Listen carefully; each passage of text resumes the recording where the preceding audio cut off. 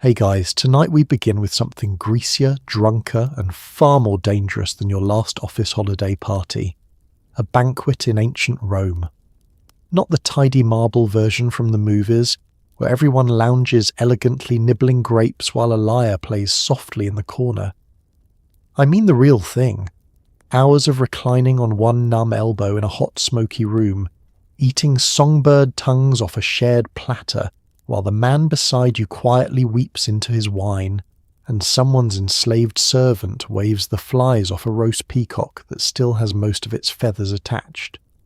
Before we sink into it, a huge and heartfelt thank you to William. This whole channel runs on the wonderfully strange ideas you leave in the comments, and this one was a gift. If you enjoy these late-night trips into history's stickier corners, take a second to like the video and subscribe, but only if you actually enjoy what I do here.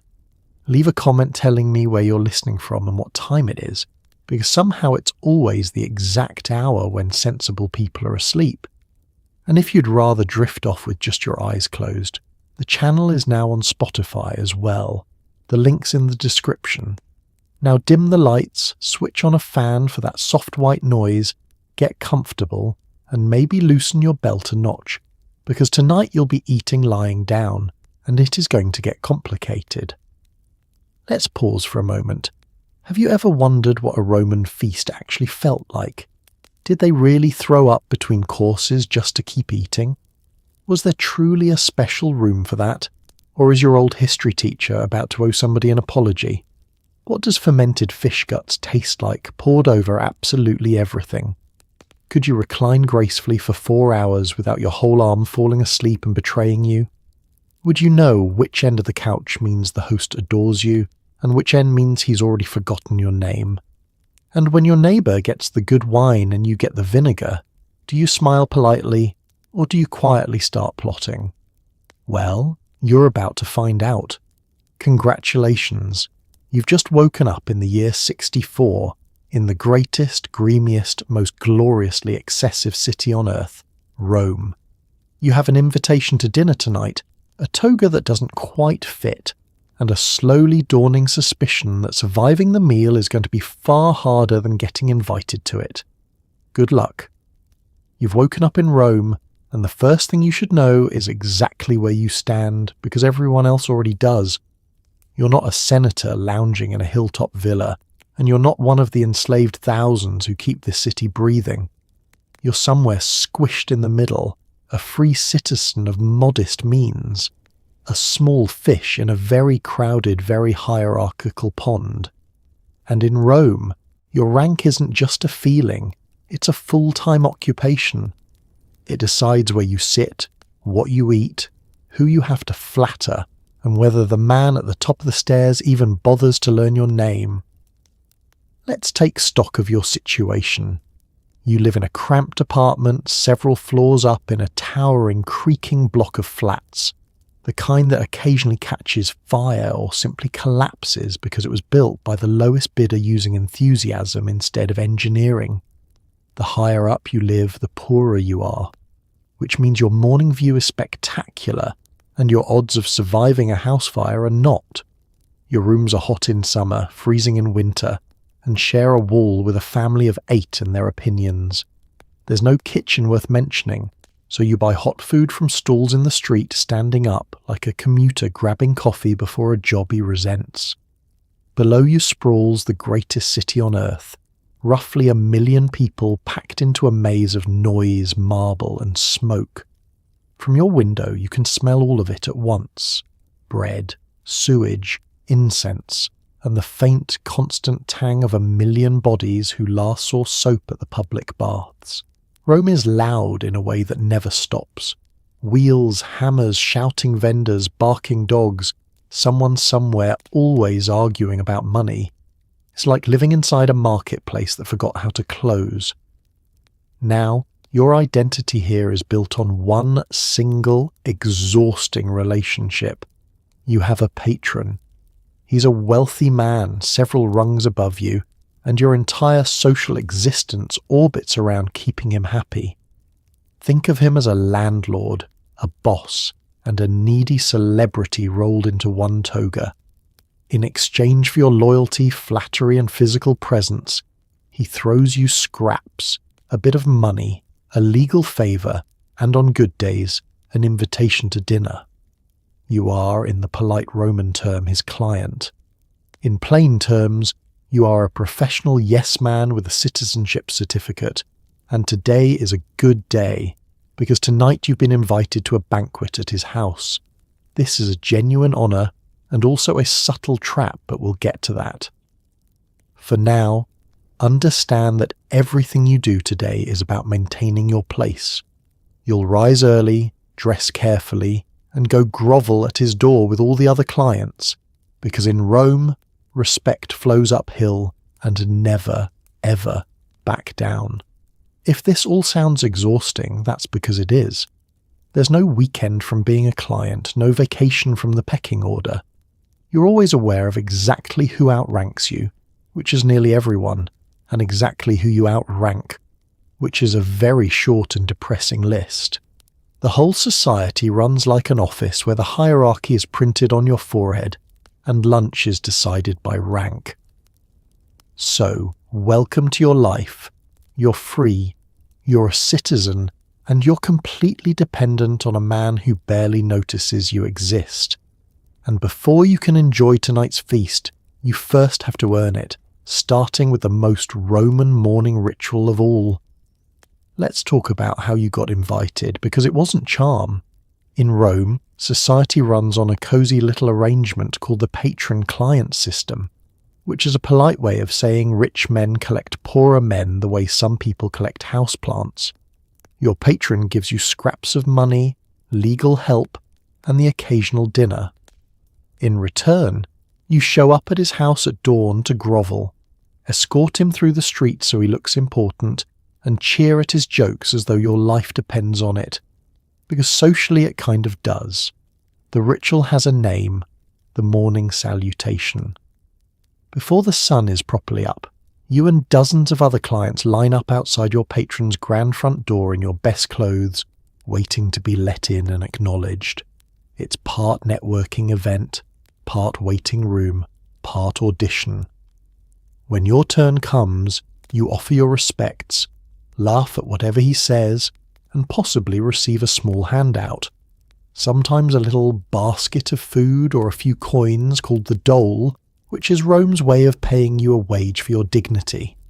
You thank him profusely, because the alternative is being dropped, and a client without a patron is just an unemployed flatterer with sore feet. Now, being invited to dinner is a step up from the daily grovel. It means your patron considers you worth feeding, worth having in the room, worth showing off to his other guests. That's flattering. But make no mistake, the invitation is not a gift. It's a transaction with extra steps. You're being invited so that he looks generous and important in front of people who matter more than you. Your set dressing, your proof that he's the kind of big man who keeps a loyal crowd. It's less come, enjoy yourself, and more come.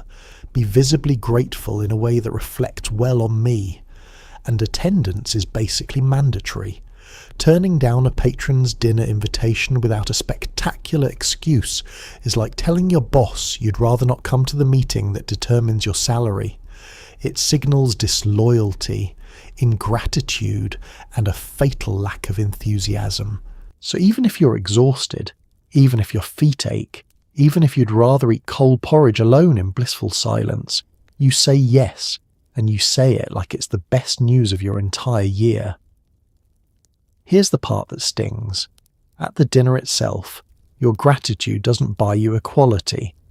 You'll likely be seated in the worst spot, served the cheapest food, and handed the thinnest wine, all while watching the important guests get the good stuff a few feet away.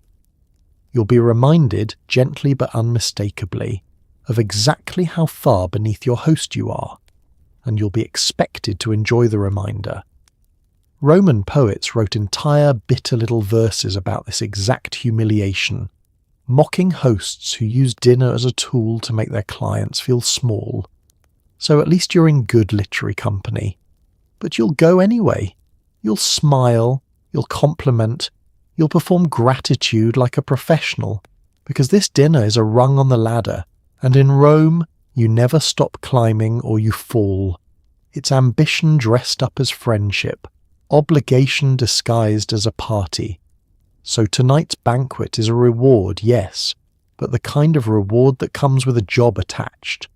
And before you can lie down and eat someone else's roast peacock, you have one more obligation to fulfill. Because no self-respecting Roman goes to dinner without first getting scrubbed down like a soup pot.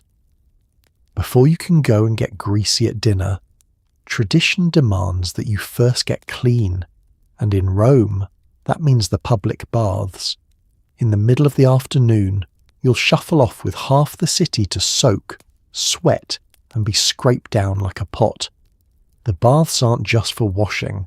They're Rome's living room, its gym, its gossip hub, and its unofficial parliament, all steamed together into one enormous, echoing, gloriously humid building. Rich and poor alike come here, because for a coin barely worth mentioning, even you can afford an afternoon of borrowed luxury. You start by stripping off in the changing room and handing your clothes to an attendant or to a hired watcher, because theft at the baths is a genuine hazard, and returning to find your only toga stolen would ruin more than your evening. Then you begin the circuit. First the warm room to loosen up, then the hot room, a sauna so thick with steam you can barely see the man wheezing across from you. You sweat out the day's grime and, ideally, some of your anxiety about tonight. Now, here's where Roman hygiene takes a turn your modern brain won't love. There's no soap. Instead, an attendant rubs your body with olive oil, letting it mix with all the sweat and dirt into a kind of personal paste. Then he takes a curved metal scraper called a strigil and drags it firmly across your skin, peeling off the oil, the grime, and a light garnish of your own dead skin in one long, satisfying, deeply unsettling scrape. It's exfoliation as performed by a cheese grater. It works, in the sense that you end up cleaner than you started. It's just that the process feels less like bathing and more like being detailed at a car wash.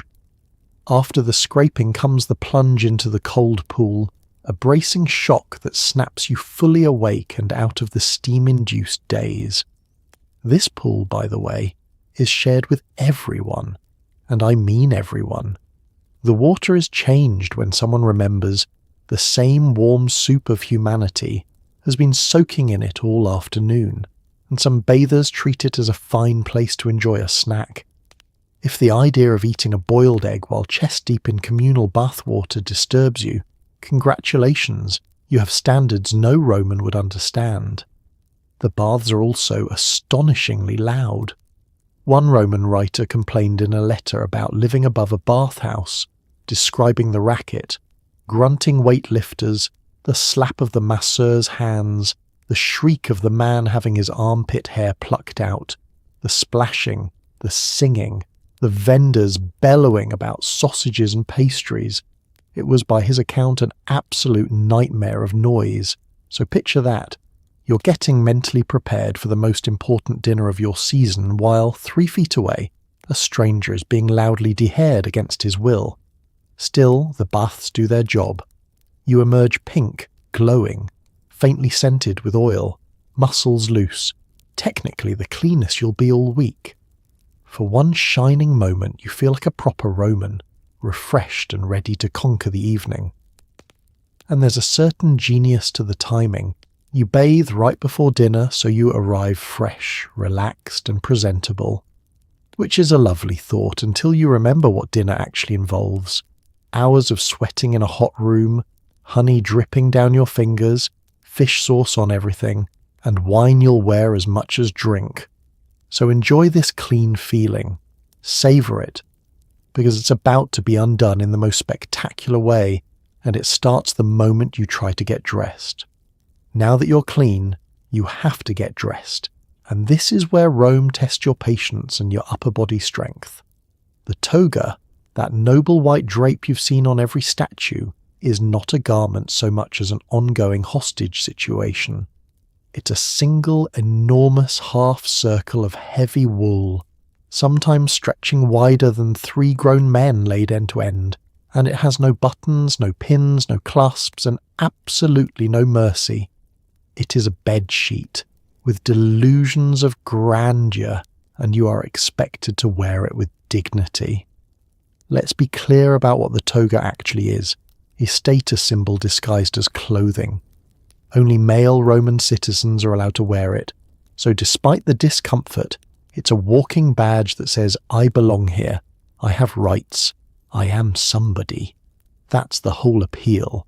It's wildly impractical, which is precisely the point.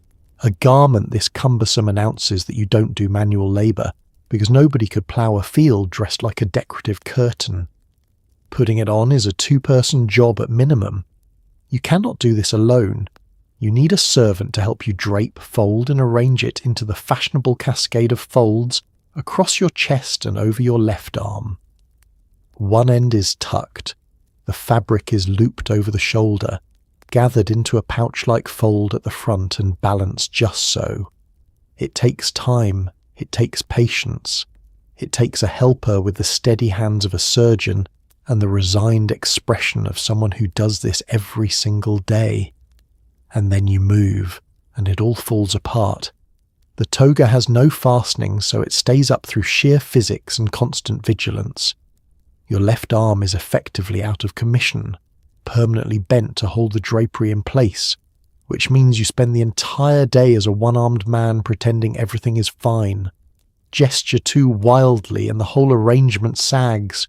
Lean the wrong way and a fold escapes. Try to pick something up off the floor and you risk a full wardrobe collapse in the middle of the street. It's like wearing an outfit that requires you to also be its bodyguard.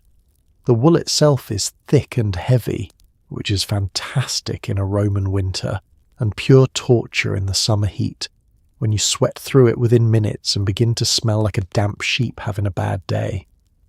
Keeping it clean is a nightmare, because you can't exactly toss a garment this size in with a regular wash. Bright, brilliant white was the goal for formal occasions, achieved by professional cleaners using methods best left undescribed at dinner. A dazzlingly white toga signalled wealth and seriousness. A greyish, rumpled one signalled that you were exactly what you are, a man of modest means doing his best. Here's a small mercy, though. For the banquet itself, you won't actually eat in the toga. Once you arrive and settle onto your couch, you'll change into a lighter, looser, far more comfortable dinner garment called the synthesis, a sort of relaxed feasting outfit designed for lounging and eating without strangling yourself in wool. So the toga is really just for the journey there, the formal armour you wear to be seen arriving, which means all of this, the folding, the draping, the one-armed suffering, the sweating like a roast in advance of the roast, is purely so you can look correct while walking through the streets. And speaking of the streets, that walk is about to become the single most dangerous part of your entire evening, and you haven't even had a drink yet. Dinner starts in the late afternoon and runs deep into the night, which means at some point you'll be navigating the streets of Rome in the dark, and Rome in the dark is a genuine adventure sport.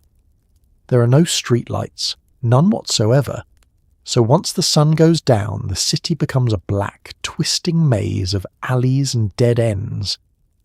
If you can afford it, you hire a slave with a torch to walk ahead of you. If you can't, you feel your way home along the walls like a mole with a curfew, praying you remember which turn leads home and which leads into a canal of regret. Let's set the scene properly, because the details matter. The streets are narrow, often barely wide enough for 2 people to pass, and hemmed in on both sides by those towering apartment blocks. During the day, wheeled carts are largely banned from the city centre to ease the crush of pedestrians, which sounds thoughtful until you realise what it means. All the heavy hauling happens at night, so as you stagger home, enormous carts loaded with stone, timber and barrels come rumbling through the dark, driven by exhausted men who cannot see you and would not stop if they could. Getting flattened by a midnight delivery of bricks is a genuine and unglamorous way to end your evening. Then there's the matter of what falls from above. Those apartment blocks are stacked with families, and those families have no plumbing. So when nature calls in the night, the solution is often a chamber pot and an open window. Yes, people simply hurl the contents of their pots into the street below, and if you happen to be passing underneath, that's between you and the gods. Roman law actually addressed this. There were rules about liability if someone was injured or drenched by something thrown from a window, which tells you everything about how routinely it happened. Imagine a legal system that needed a specific statute for getting a bucket of the neighbour's night to the head, and we haven't even mentioned the muggers. The dark gaps between buildings are perfect hiding spots for thieves who understand that a lone man wobbling home from a banquet is a soft target, full of wine, weighed down by leftovers, wrapped in clothes worth stealing, and in no condition to run. A famous Roman satirist wrote about exactly this fear, joking grimly that heading out to dinner without first making your will was a sign of carelessness. That's not a metaphor. People genuinely worried they might not make it home from a meal. So picture your journey. You're mildly drunk. Your feet ache. You're clutching a napkin bulging with stolen pork. You're trying to keep your borrowed torch from going out. The road beneath you is slick with mud, waste and mystery liquids you're grateful you can't see. Somewhere a dog is barking. Somewhere closer. Footsteps. You quicken your pace, slip slightly, recover your dignity and press on because the only thing worse than walking these streets at night is standing still in them. This is the Roman social contract in a nutshell. To enjoy a single evening of borrowed luxury, you must first survive a gauntlet of falling filth, crushing carts, and opportunistic thieves both coming and going. The banquet had better be worth it. And after all that, the grime, the danger, the puddles of doom, you finally arrive at your patron's grand house, blinking in the torchlight, hoping to look composed. Which is a shame, because the judgment starts the instant you reach the door. You've survived the streets, and now you stand before your patron's house, where the sizing up begins before you've even stepped inside. A doorkeeper controls entry, and depending on the household, this might be an enslaved man stationed at the threshold, or in some grand homes, quite literally a guard dog chained near the entrance. Either way, the message is identical. Not everyone gets in, and you'll need to prove you belong. You give your name, you mention your patron, and you wait to be judged worthy of crossing into a world several tax brackets above your own. The moment the door opens, the house goes to work on you. Rome's wealthy didn't build their homes for privacy or comfort so much as for impact. A rich man's house was a stage set designed to overwhelm visitors, and you are tonight's audience. You step into the atrium, the grand central hall, and it hits you all at once. The ceiling opens to the sky through a large rectangular gap, and directly beneath it sits a shallow pool that catches rainwater and throws shifting light across the room. The floors are laid with intricate mosaics. The walls blaze with painted scenes and rich colours. Everything is arranged to make you feel two things simultaneously: awe and your own smallness. And then there are the ancestors. Lining the atrium are portraits and busts of the family's forefathers, generations of stern, important faces gazing down at you with the collective expression of a homeowners association reviewing your application. This is deliberate. The display of ancestors is a Roman brag of the highest order, a way of saying my family has mattered for centuries and yours has not. You are meant to feel the weight of all that lineage pressing on your shoulders as you shuffle through, trying not to gawk like the tourist you effectively are. Now comes an intimate little indignity. An attendant approaches to remove your outdoor shoes and replace them with soft slippers for reclining, and as part of the welcome, your feet are washed. On paper, this is hospitality, a gracious gesture, a sign you're being cared for. In practice, it means a stranger is now cradling your bare, road-weary foot in his hands while you stand there, one leg up, trying to project the calm confidence of a man who is absolutely not thinking about what his feet have walked through tonight. You make polite small talk with the ceiling. It's fine. This is fine. Throughout all of this, you're being read like a scroll. The staff can tell at a glance what kind of guest you are, important or expendable, honoured friend or obligatory client, and they'll treat you accordingly, guiding you through the house at the speed and warmth your rank deserves. There's no hiding here. Your clothes, your bearing, the way you were greeted, all of it broadcasts your status before you've said a single interesting thing. Finally, you're led toward the dining room, and your heart begins to thump, because the next revelation is the big one. In a few seconds, you'll learn where you've been placed on the couches, and that placement is a public verdict on your worth, delivered in front of everyone. Have you been given a good spot near the host, a middling one, or the social equivalent of the folding chair by the kitchen door? You compose your face into pleasant neutrality. You breathe. You step into the triclinium, because in Rome, dinner hasn't even started and you're already being ranked. Welcome to the triclinium, the dining room, where the single most stressful decision of the night has already been made for you, where you lie down. The room is built around 3 long couches arranged in a U-shape around a low central table, and this design is where the word triclinium literally comes from, tri for 3, and a Greek word for couch. It's not a casual layout, it's a seating chart with the emotional stakes of a wedding and the political subtlety of a chessboard. Here's how it works. Each of the 3 couches holds 3 diners, for a tidy total of 9 guests, a number the Romans considered ideal for good conversation, small enough that everyone can talk, large enough to feel like an event.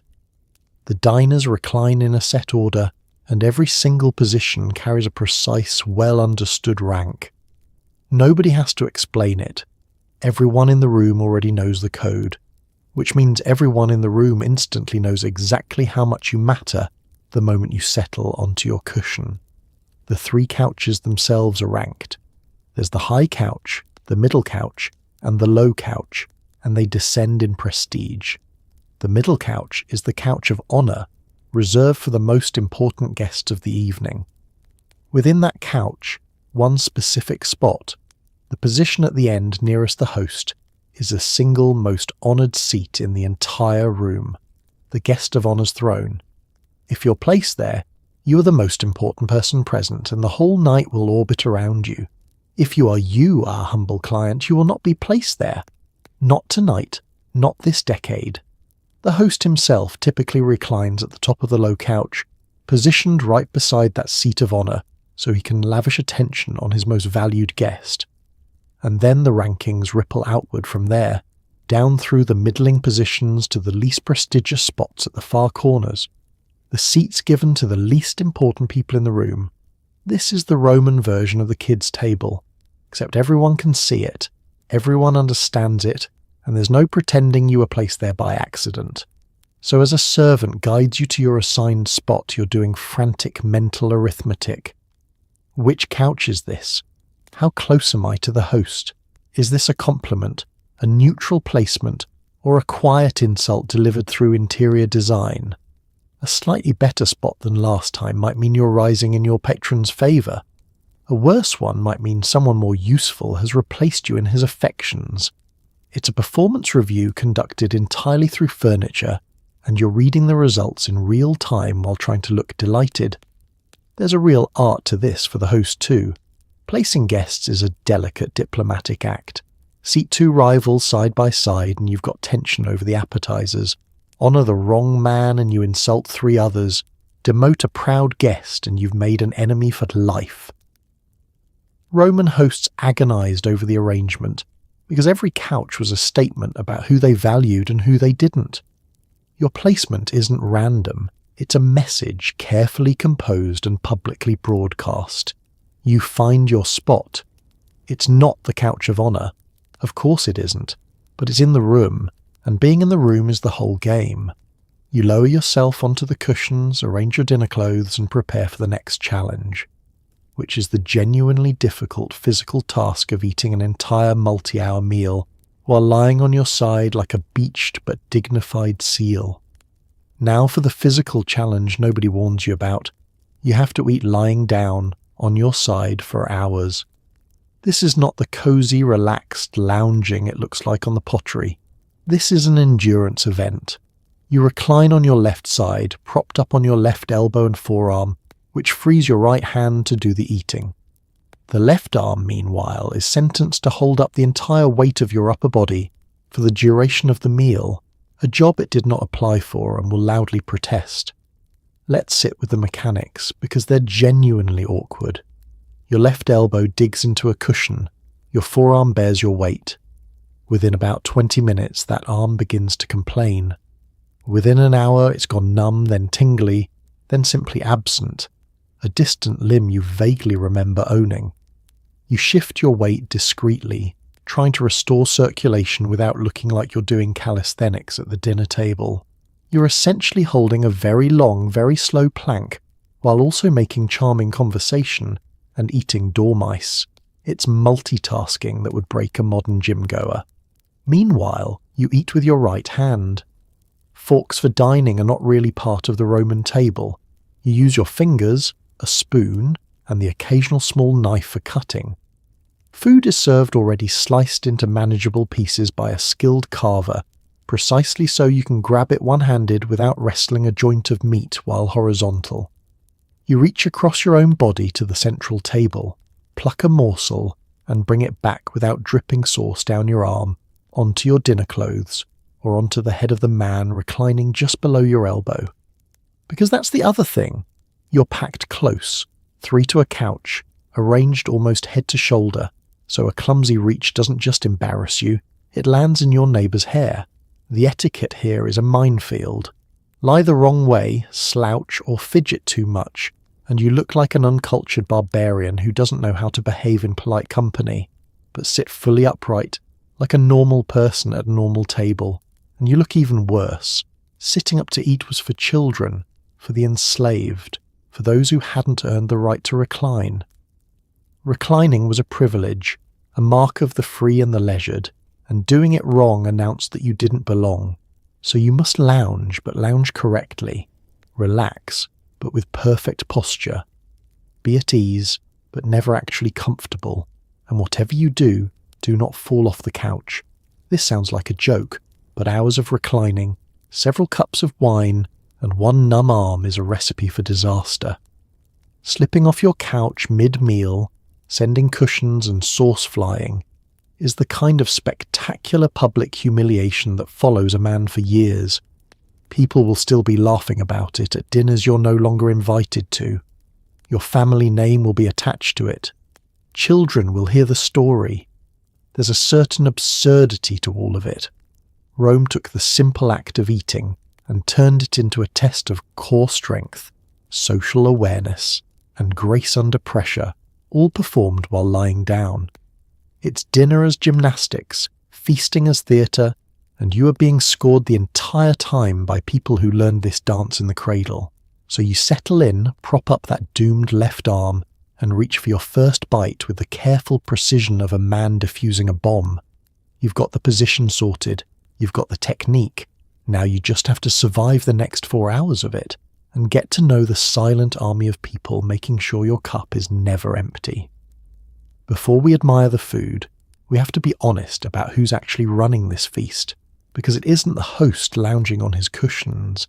Every dish that arrives, every drop of wine in your cup, every crumb swept from the floor, every wiped chin and washed foot depends on enslaved people, and a wealthy Roman house was built entirely on their forced labour.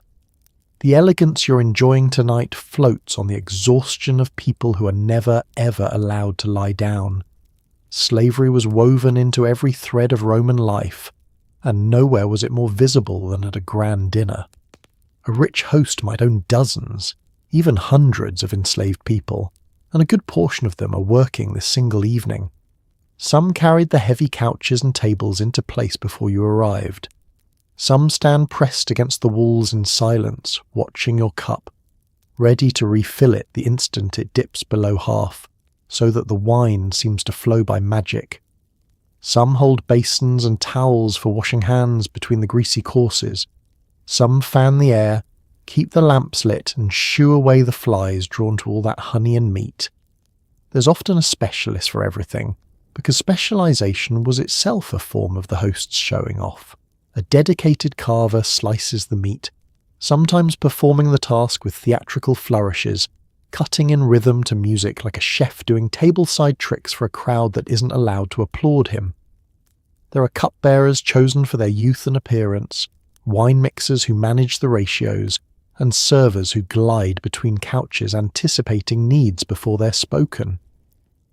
The whole operation runs with the smooth, invisible precision of a machine, which is exactly the illusion the host is paying for, abundance that appears effortless, luxury without visible labour, and here's the cruelty beneath the polish. These workers are expected to be flawless and crucially unnoticed. The ideal enslaved server is a pair of hands that materializes when needed and vanishes when not, never speaking unless spoken to, never showing fatigue, never existing as a full person in the guest's awareness. To be truly good at the job was to be effectively invisible, and a mistake, a spilled cup, a slow response, a dish dropped, could be met with punishment ranging from a sharp word to genuine brutality, sometimes right there, sometimes later, out of sight of the pleasant company. It's worth pausing on this because it's easy to get swept up in the glamour of it all, the peacocks, the honey, the flowing wine, and forget that every bit of it was extracted from human beings who had no choice in the matter.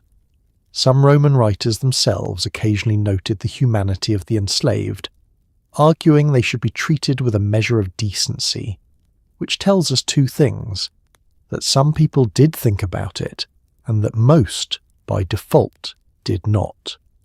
The system was simply the water everyone swam in. So as you recline tonight, cup mysteriously always full, floor mysteriously always clean, food mysteriously always arriving, remember that none of it is mysterious at all. It's a room full of people working themselves ragged so that 9 reclining guests can pretend luxury is the natural order of things. The Roman banquet was a masterpiece of comfort, and the comfort was never free. Someone was always standing so that you could lie down. It's a heavy truth to hold at a dinner party, and the Romans held it by simply not looking.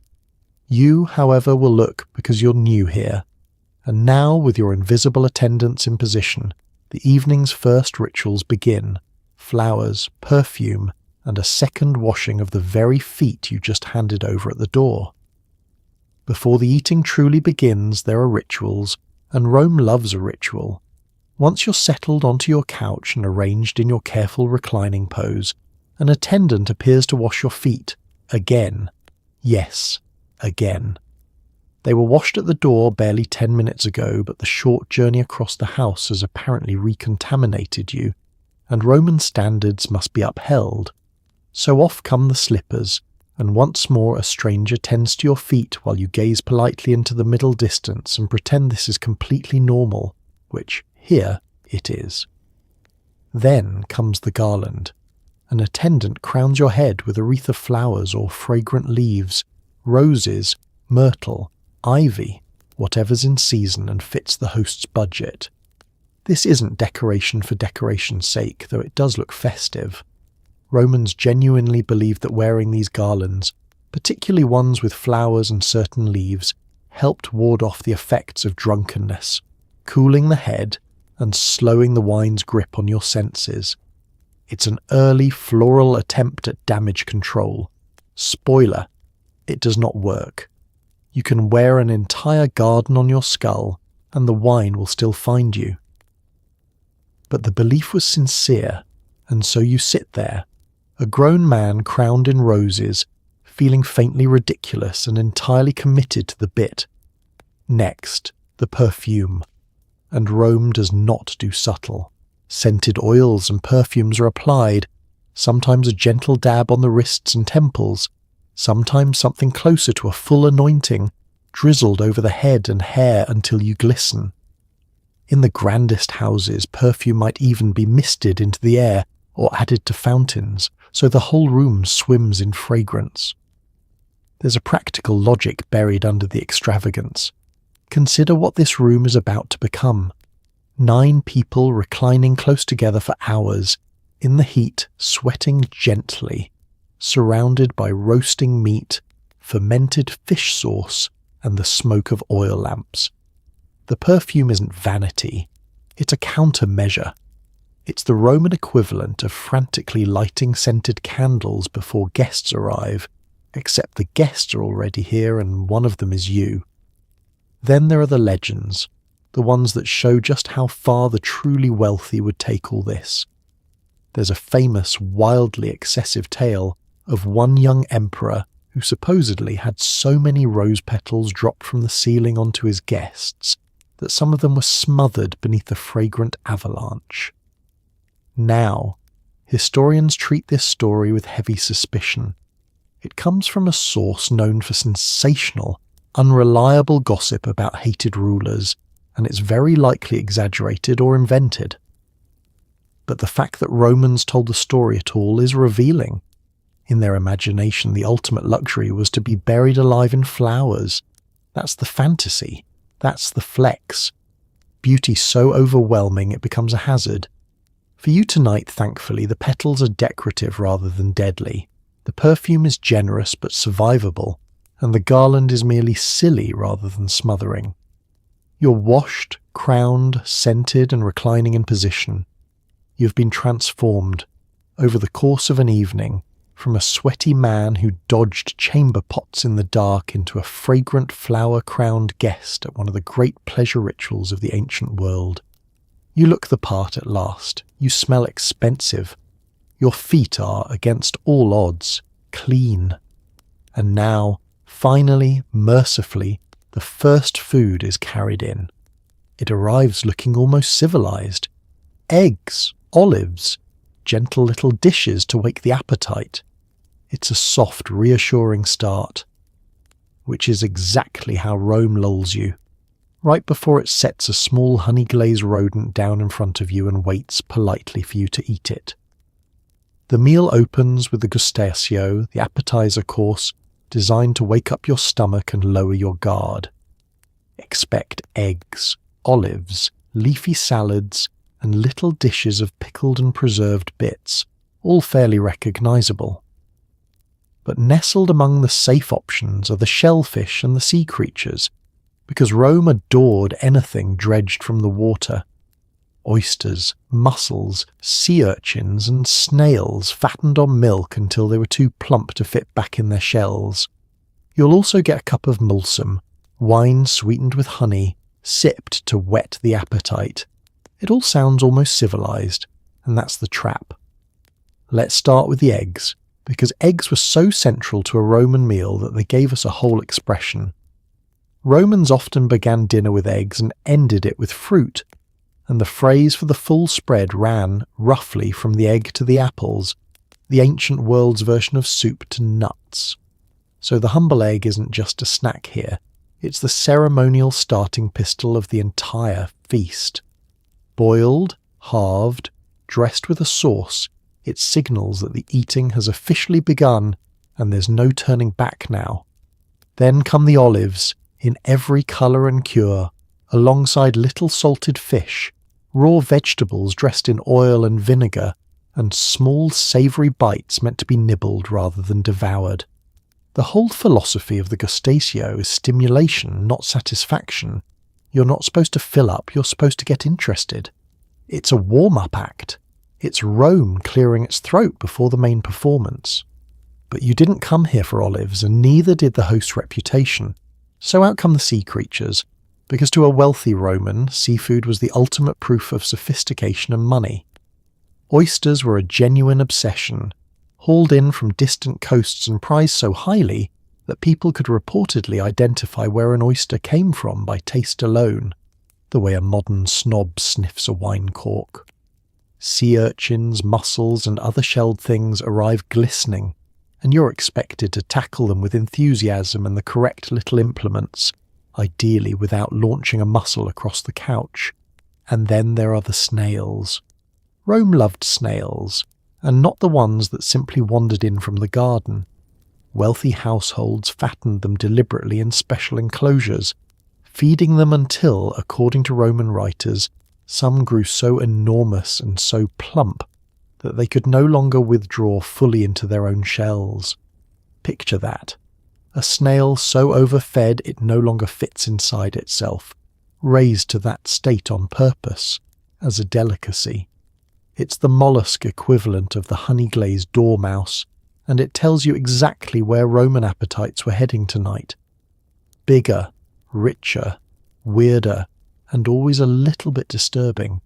Washing all of this down is the mulsum, that honeyed wine served specifically at the start of the meal to open the appetite and ease you into the evening's drinking. It's sweet, it's warming, it's pleasant, and it's doing its job, which is to relax you and make you receptive to whatever comes next. And that's the genius of the gustatio. It's gentle, it's mostly familiar. It lulls you into thinking you understand what dinner is, a nice spread of eggs, olives, and seafood, all quite manageable. You settle in, you relax, you start to enjoy yourself, which is precisely the moment the host is waiting for, because the next thing set before you will not be an olive. It will be a small roasted animal you last saw scurrying along a wall, and it will be glazed in honey, and it will be looking at you. Let's talk about the dormouse, because you deserve fair warning. Yes, it's a rodent. Yes, they ate it on purpose. And no, it wasn't a desperation food eaten in some famine. It was a delicacy, a little edible flex reserved for people with money to burn. This is the moment the banquet stops pretending to be a normal meal and reveals its true self, and that self is a small, plump, honey-glazed rodent placed lovingly on a dish in front of you. First, some biology, because the Roman dormouse is not the sad grey mouse you'd chase out of a pantry. It's a rounder, softer, more squirrel-adjacent creature, and Romans found it delicious. But they didn't just catch wild ones and toss them on the fire. That would be far too simple, and Rome never met a food it couldn't overcomplicate. Instead, they engineered the perfect dormouse through a dedicated fattening process that was equal parts farming and mad science. Here's how it worked. Wealthy Romans kept dormice in special containers, sometimes large jars or purpose-built enclosures called gliraria, designed to keep the little animals in the dark and discourage movement. A dormouse that can't move and can't tell day from night does only one thing: eat and sleep. So they were fed a steady diet of nuts, walnuts, chestnuts, acorns, in the darkness until they ballooned into fat, drowsy dumplings. The whole setup was a rodent spa designed to produce maximum plumpness, which is a genuinely unhinged thing to build, and the Romans built it enthusiastically. Once suitably fattened, the dormouse met its culinary destiny. A common preparation, recorded in a famous Roman cookbook, involved stuffing it with a mixture of minced pork, pine nuts and seasonings, then roasting or baking it. And of course, this being Rome, it was frequently finished with honey and a coating of poppy seeds, turning a small mammal into something halfway between a savoury sausage and a dessert. Sweet, rich, crunchy on the outside, and unmistakably a whole animal, it's the kind of dish that would make a modern food influencer either faint or go instantly viral. The dormouse was such a symbol of excess that it actually got tangled up in Roman law.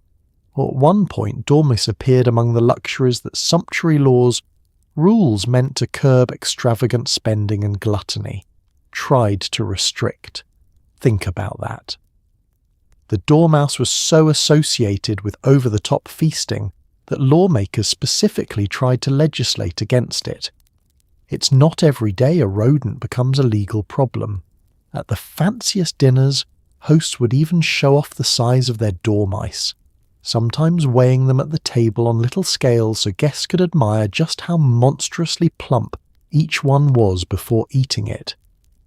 Because nothing says refined wealth quite like competitive rodent obesity presented as a party trick. So now it's your turn.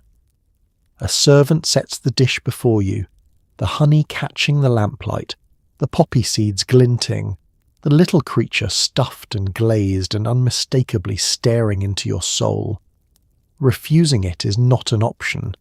Declining your host's prized delicacy would be a genuine insult, a slap at his generosity in front of everyone. So you take a breath, you commit, and down goes the little guy. It's crunchy, it's sweet, it's savoury. It is, against every instinct you arrived with, kind of good. And just as you're processing that you enjoyed a candied rodent, the servers return with the sauce that's about to appear on everything else you eat tonight, and it's made of rotten fish. Now we must discuss garum, the sauce that defined Roman cooking and possibly Roman breath. Garum was a fermented fish sauce, and I want you to sit with how it was made, because it's genuinely spectacular in the way a car crash is spectacular. Fish guts, blood, and small whole fish were packed into large vats with generous amounts of salt and then left out in the sun to break down for weeks, sometimes months, until the whole mixture liquefied into a pungent, salty, savoury brew. Then they strained off the clear liquid, bottled it, and put it on everything they owned. Let's not soften this.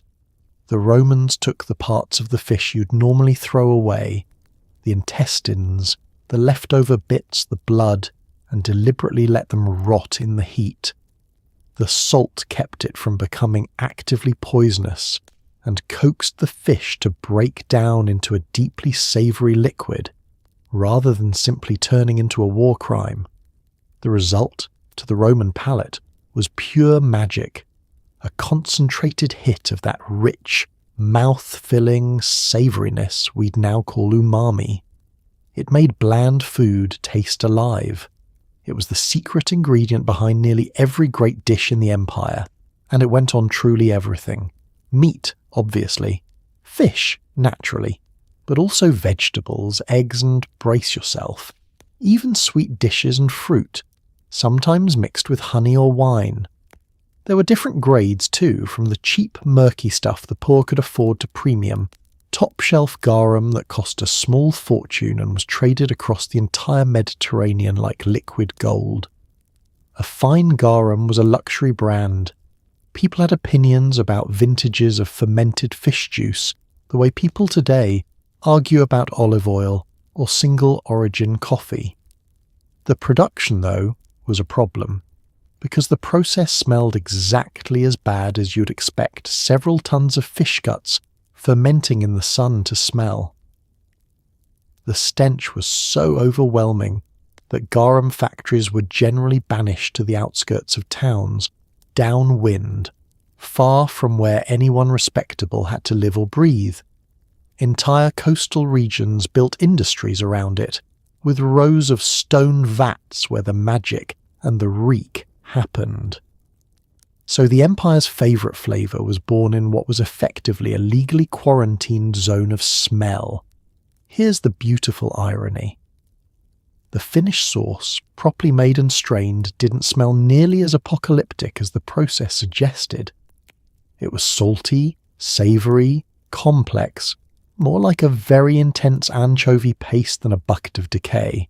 Modern cooks have recreated it and find it genuinely delicious, comparable to the fish sauces still central to many cuisines around the world today. So Rome wasn't being disgusting for the sake of it.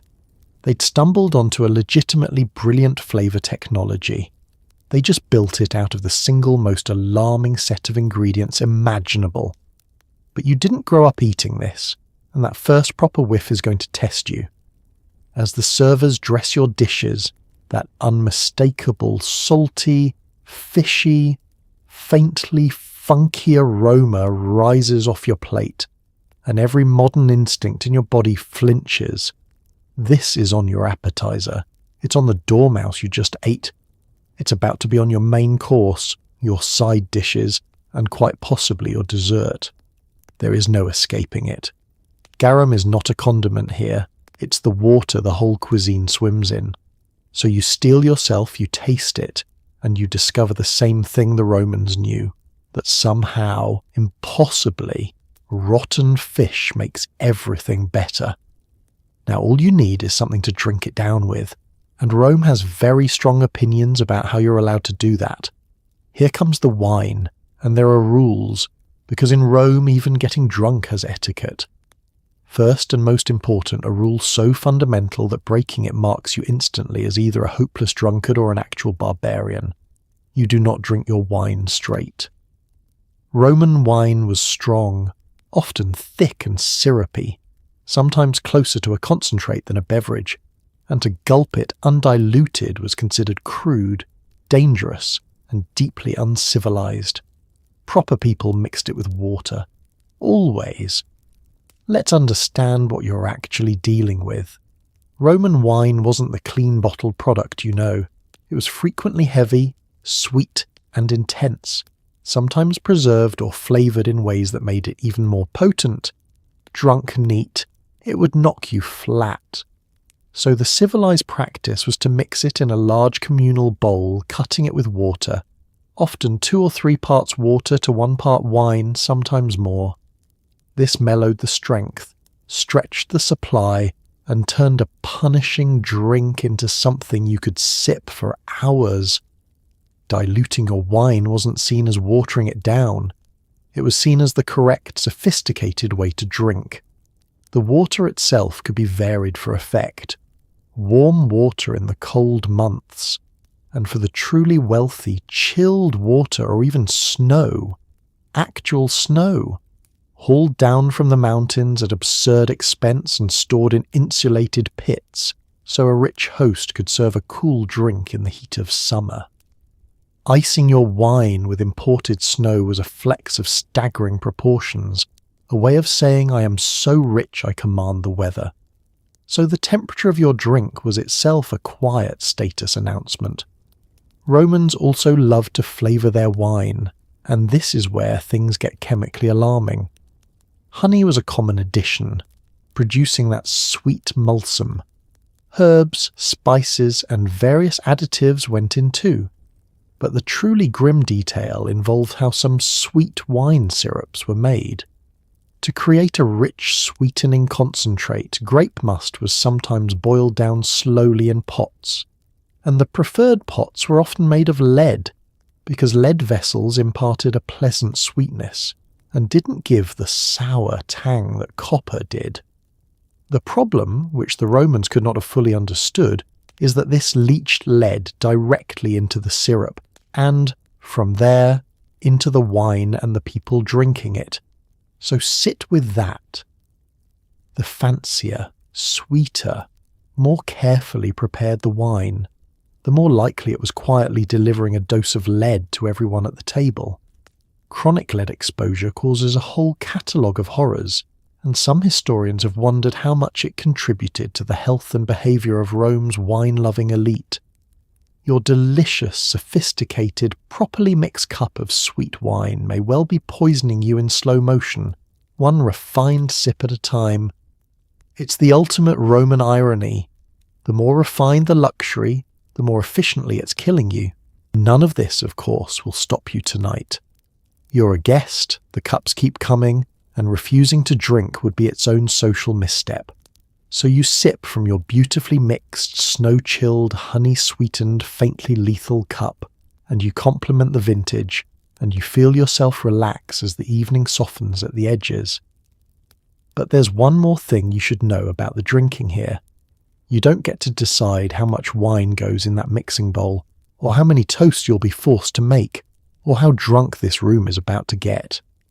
That decision belongs to one specific person, a temporary dice-appointed dictator whose only job tonight is to control exactly how the wine flows. At a serious banquet, someone has to be in charge of the drinking, and that someone is the master of the feast, a temporary ruler chosen not by merit or rank but by a roll of the dice.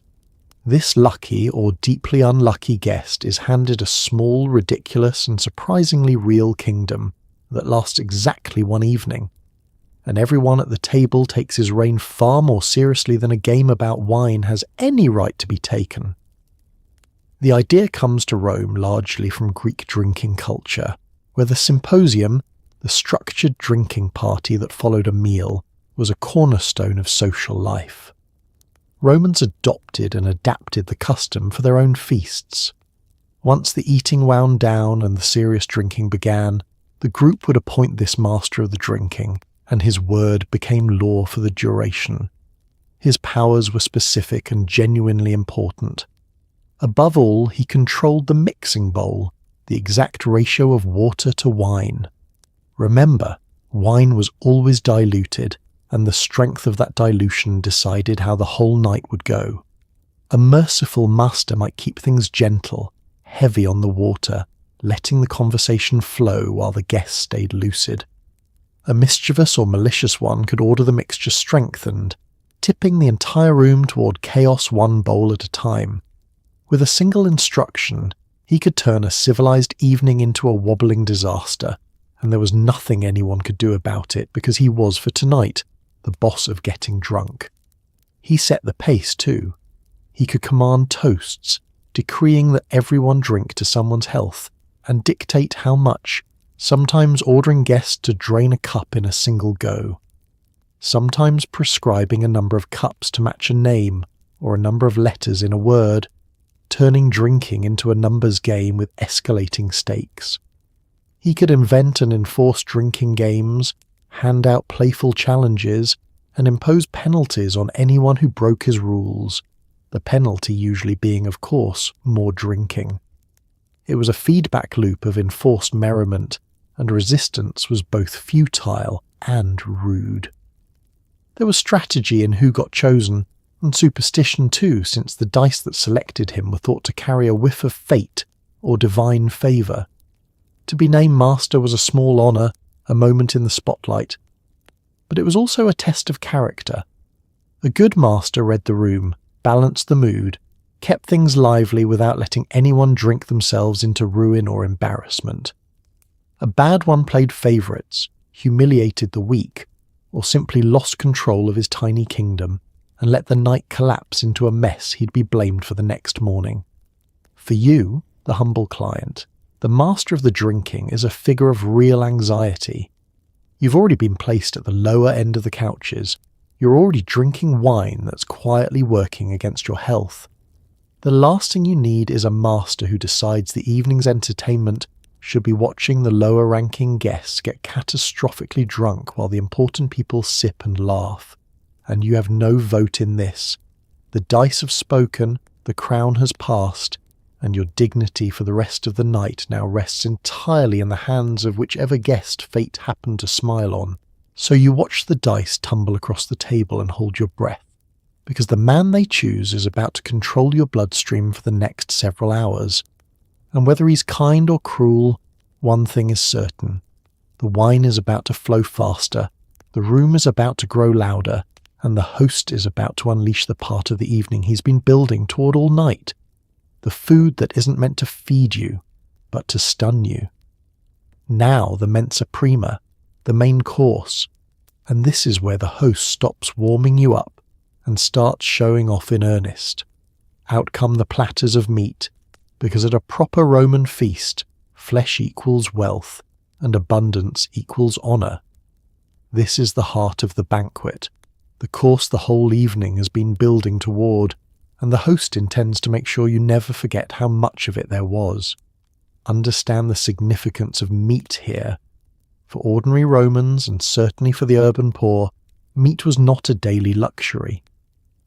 The common diet leaned heavily on grains, bread, olives, and vegetables, with meat as an occasional treat. So to be served meat in genuine abundance, course after course of it, more than any single person could possibly eat, was a powerful statement. It said your host was rich enough to be wasteful, generous enough to overwhelm you, and important enough that mountains of flesh appeared at his command.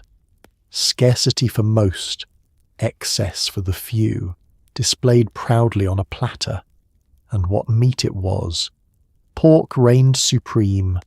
Romans adored it, prepared it a dozen ways, and considered a well-cooked pig one of the finest things a kitchen could produce.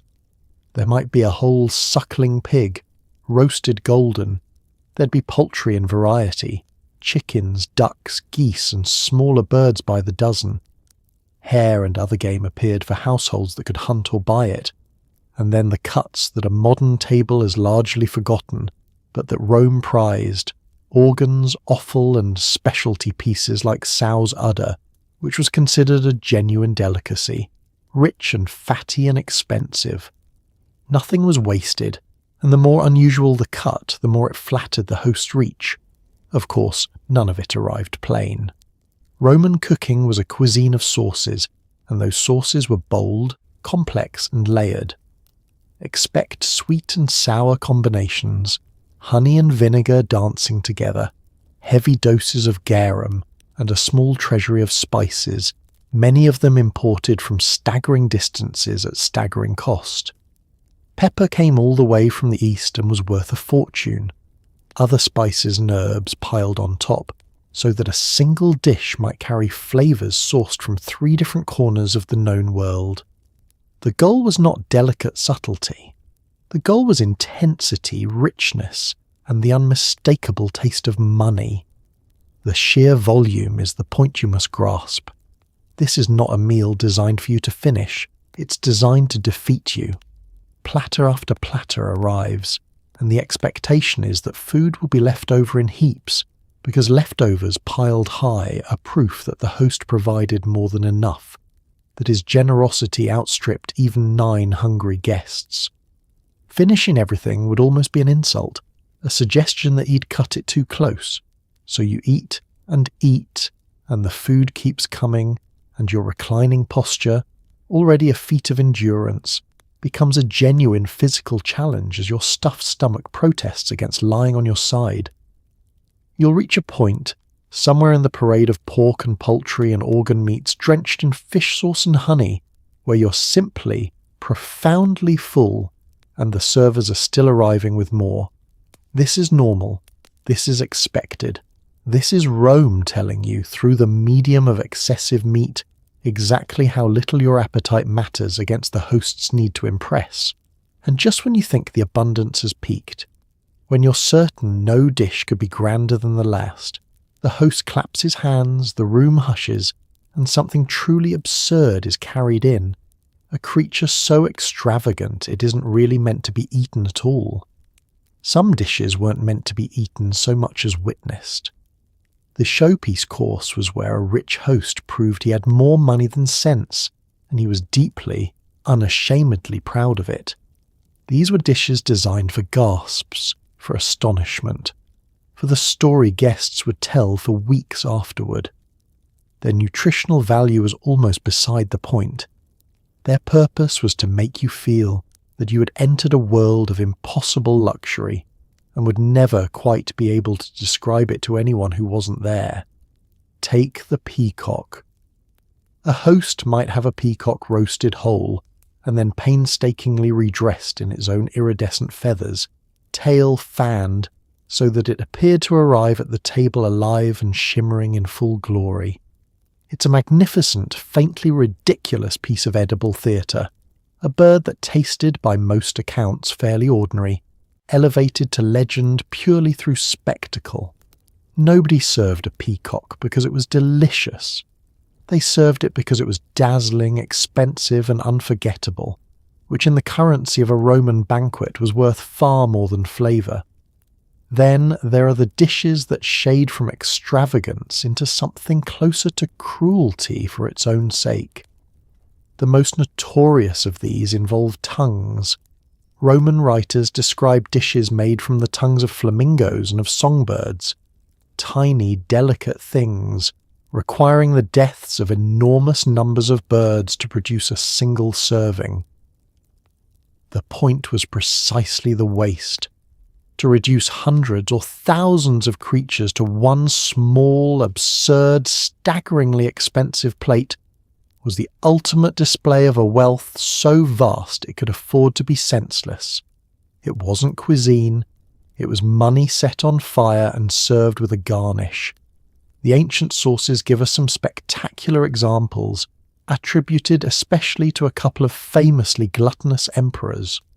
One is said to have created an enormous dish so extravagant it was named after a goddess's shield, combining rare and costly ingredients like the livers of certain fish, the brains of pheasants and peacocks, flamingo tongues, and the innards of lampreys, all heaped together in a single monument to appetite. The scale was the message. I can command the rarest parts of the rarest creatures from across the entire empire, simply because I feel like it. Now, a necessary note, because we care about getting history right even while we marvel at it. Many of these wildest accounts come from Roman writers who had every reason to exaggerate. Describing a hated emperor's insane gluttony was a favourite way to signal that he was unfit, decadent, and morally rotten. Some of these dishes may have been real, others were likely inflated, embellished, or invented outright to blacken a reputation. So we should hold the flamingo tongues and the goddess's shield platter with a healthy grain of salt, imported, expensive salt naturally. But even accounting for the exaggeration, the underlying truth stands. At the very top of Roman society, food had stopped being about nourishment and become a competition, a weapon, and a performance. The dishes were designed to intimidate, to awe, and yes, to make lesser guests feel their own smallness. There's a genuine streak of spite in it, a luxury calculated not just to please the host, but to remind everyone watching that they could never match him. So you gaze at whatever impossible creation has been carried into the room tonight, feathers gleaming or ingredients heaped, and you make the appropriate sounds of wonder, because that's your job. You are the audience this spectacle was built for. And as you marvel, the servers bring out one more prize from the host's collection of edible bragging rights, a fish, prized above almost all others, with a history dark enough to spoil your appetite.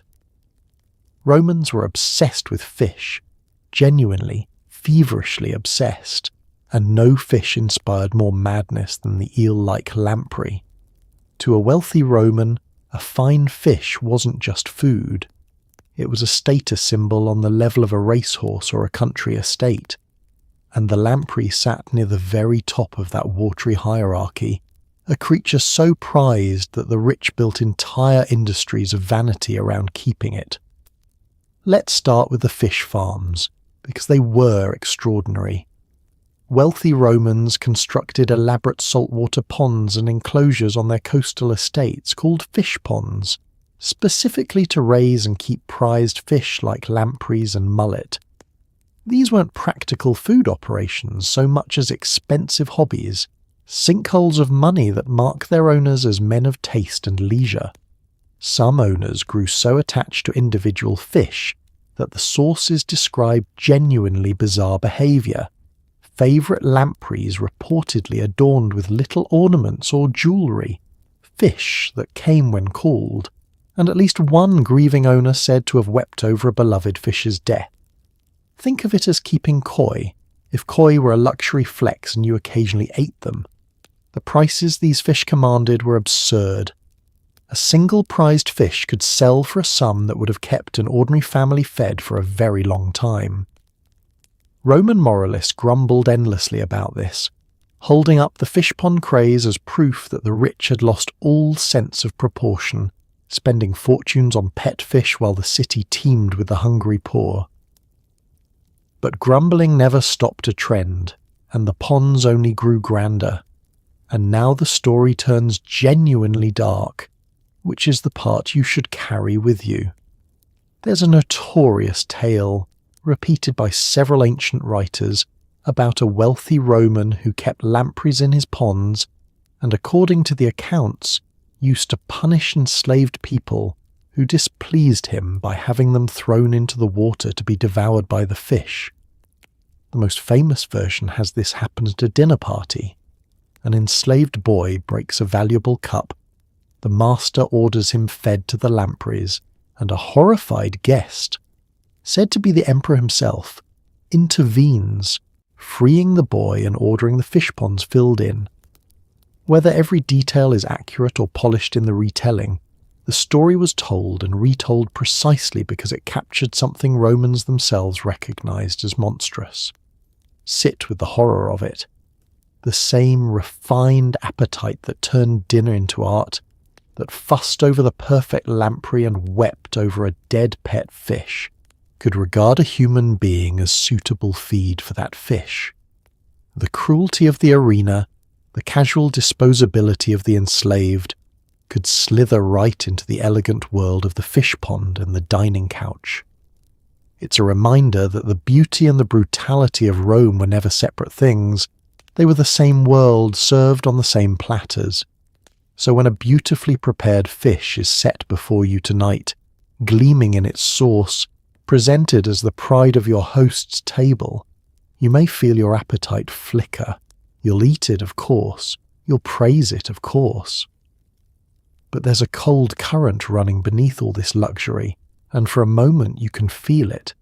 The sense that the exquisite thing on your plate came from a world perfectly capable of throwing a person to the fish over a broken cup. You swallow the unease along with the fish, and just in time, because the mood is about to lift again, sharply and theatrically, as the host reveals that in Rome, the food doesn't only get served, sometimes it performs. At the grandest banquets, the food didn't just arrive, it performed. A host wanted gasps, laughter and bewilderment, so the finest dishes were built as tricks, illusions and surprises. Eating was only half the entertainment. The other half was never quite knowing what the next platter was going to do, whether it would be delicious, disguised, or actively airborne. The most famous window we have into this world comes from a Roman satirical novel, featuring a fabulously wealthy, spectacularly vulgar host throwing a dinner party of escalating absurdity. It's fiction, and it's exaggerated for comedy, but it's built on real Roman dining fashions, and it captures the theatrical spirit perfectly. In it, the dishes are elaborate practical jokes. Things are not what they appear. Every course is a setup with a punchline, and the guests are never allowed to simply relax and eat. Consider the trick dishes that Roman hosts genuinely delighted in. A dish might be shaped and disguised to look like something else entirely. Pork sculpted and seasoned to resemble fish or fowl, one animal masquerading as another, so that guests couldn't tell what they were eating until the host gleefully revealed the deception. A skilled Roman cook took pride in this culinary sleight of hand, in serving a duck that was secretly something else, in making the familiar strange. It was cooking as riddle, and solving it was part of the fun. Then there were the reveals, the moments engineered for maximum drama. The classic image, drawn from that same satirical feast, is the whole roasted animal carved open at the table, only for something to come bursting out. Live birds fluttering free from inside a cooked boar, sending guests ducking and shrieking and laughing. Whether or not any real host pulled off that exact stunt, it distills the aesthetic. The food should startle you, delight you, and keep you slightly off balance all night long. The carving itself was a performance. Remember the specialist carver from earlier, the enslaved expert who sliced the meat? At a grand feast he didn't just cut, he performed. working the knife with flourishes and rhythm, sometimes carving in time to music, turning the butchering of dinner into a little choreographed show. Guests watch the way you might watch a chef at a modern tableside grill, appreciating the skill and the spectacle as much as anticipating the food. Even the presentation of ordinary dishes leaned theatrical, foods arranged to look like other things, dishes built around visual puns and clever references, sauces and garnishes designed to surprise the eye before the tongue. The whole meal was engineered as a series of small events, each one a fresh little jolt to keep the evening from ever settling into the boredom of simply eating. For you, the guest, this is genuinely fun, but it's also faintly exhausting. You can never fully let your guard down. That innocent-looking dish might be something else in disguise. That covered platter might be about to do something. The host is watching your reactions, hoping for the gasp, the laugh, the astonishment that proves his cleverness landed. So you stay alert, you play your part in the theatre, and you produce the appropriate delight on cue. It's dinner as a variety show, and it's dazzling, and it's a lot. Which brings us, at last, to the question you've been carrying all night, the one that everyone always asks about Roman feasts. Because if the food is this endless and this rich and this relentlessly theatrical, surely there had to be some way to make room for more. Surely you've heard the rumour about a special room and a bucket and what refined Romans supposedly did between courses. Let's finally settle the question everyone came here for. Was there a special room in Roman houses where guests went to make themselves throw up so they could keep eating? You've heard this. Everyone's heard this. The word is vomitorium, and the mental image is vivid. A marble chamber, a decadent Roman staggering in mid-feast, purging luxuriously, then returning to the couch for round two. It's one of the most repeated facts about ancient Rome, and it's largely wrong, which makes it the perfect note of the evening, because history is more interesting than the myth, and the truth still involves a bucket. Here's the actual meaning of the word. A vomitorium was a real thing, but it wasn't a room for vomiting. It was an architectural term for the wide passageways and exit tunnels in large public buildings like amphitheatres and theatres, the corridors through which enormous crowds could pour in and out quickly. The name comes from the idea of the building spewing forth its spectators, disgorging thousands of people rapidly through these openings. So the great amphitheatres had vomitoria, plural, and they had nothing to do with dinner and everything to do with crowd control. When you picture people flooding out of a stadium after a big event, that's a vomitorium doing its job. No food, no bucket, no purging, just efficient exits. So where did the myth come from? Over the centuries, the strange-sounding Latin word got tangled up with lurid stories about Roman gluttony, and somewhere along the way, people assumed a vomitorium must be a room where Romans vomited. It's a natural mistake, and a sticky one, because it fits so neatly with our image of Rome as a civilization of unrestrained excess. But it's a misunderstanding, and your history teacher, if they taught you otherwise, owes someone a small apology. And yet, and this is the part that keeps the story honest, the behaviour underneath the myth wasn't entirely invented. Some Romans, particularly the notorious gluttons among the wealthy, genuinely did make themselves vomit in order to keep eating and drinking through a marathon feast. We know this because Roman writers themselves condemned it, and one famous moralist skewered these excessive feasters with a devastating line saying, in essence, that they vomit so that they may eat, and eat so that they may vomit. That's a contemporary Roman voice, disgusted, describing the practice as a mark of how far gluttony had rotted the character of the rich.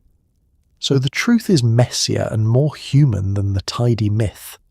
There was no elegant institution, no purpose-built vomiting room, no golden basin waiting in a marble alcove. What there was, at the worst excesses of the worst feasts, was a person who had eaten past all reason, quietly purging, sometimes with the help of an enslaved servant and, yes, probably a basin or a bucket, so they could return to the couch and continue. Not a grand custom, just a grim behaviour at the far edge of overindulgence, one that even Romans found repulsive. It's a fitting emblem for the whole banquet when you think about it. The reality of Roman dining wasn't the sleek, stylised decadence of legend. It was richer, weirder, more contradictory, and more human, genuine sophistication and genuine grossness sharing the same couch. The vomitorium myth turned Roman excess into something almost glamorous.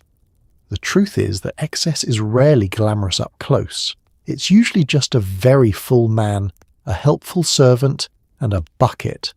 And now that we've cleared that up, let's return to the room, where the eating continues, the manners get stranger, and you're about to discover that at a Roman table a hearty belch is a compliment. Roman table manners were a strange, contradictory mix of rigid ceremony and surprising freedom, and now that the eating is in full swing, you're getting a live lesson in both. Some things that would horrify a modern dinner guest were perfectly acceptable here, even encouraged, and some things you'd consider harmless were social landmines. The trick to surviving is knowing which is which, and you're learning on the fly in real time while lying down and mildly drunk. Let's start with a belch, because it's the one everyone finds hard to believe.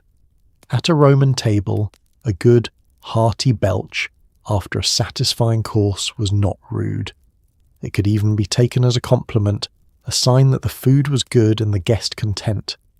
Nobody was scandalized. Nobody clutched their garland in horror. The rumbling appreciation of a full stomach was simply part of the soundscape of a happy dinner. So when the man on the couch beside you releases a belch of real conviction, you don't flinch. You understand it as the review it is. It went further than that, at least in legend. There's a well-known story that one emperor, worried about the health effects of guests holding in their bodily gases at dinner, actually considered issuing an official decree permitting people to break wind freely at the table.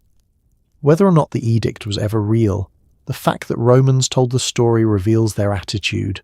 Better out than in, and dinner was no place for painful restraint. Compare that to a modern dinner party, where a single audible bit of digestion can end a friendship, and you begin to appreciate how differently Rome drew its lines. Then there's the matter of the floor.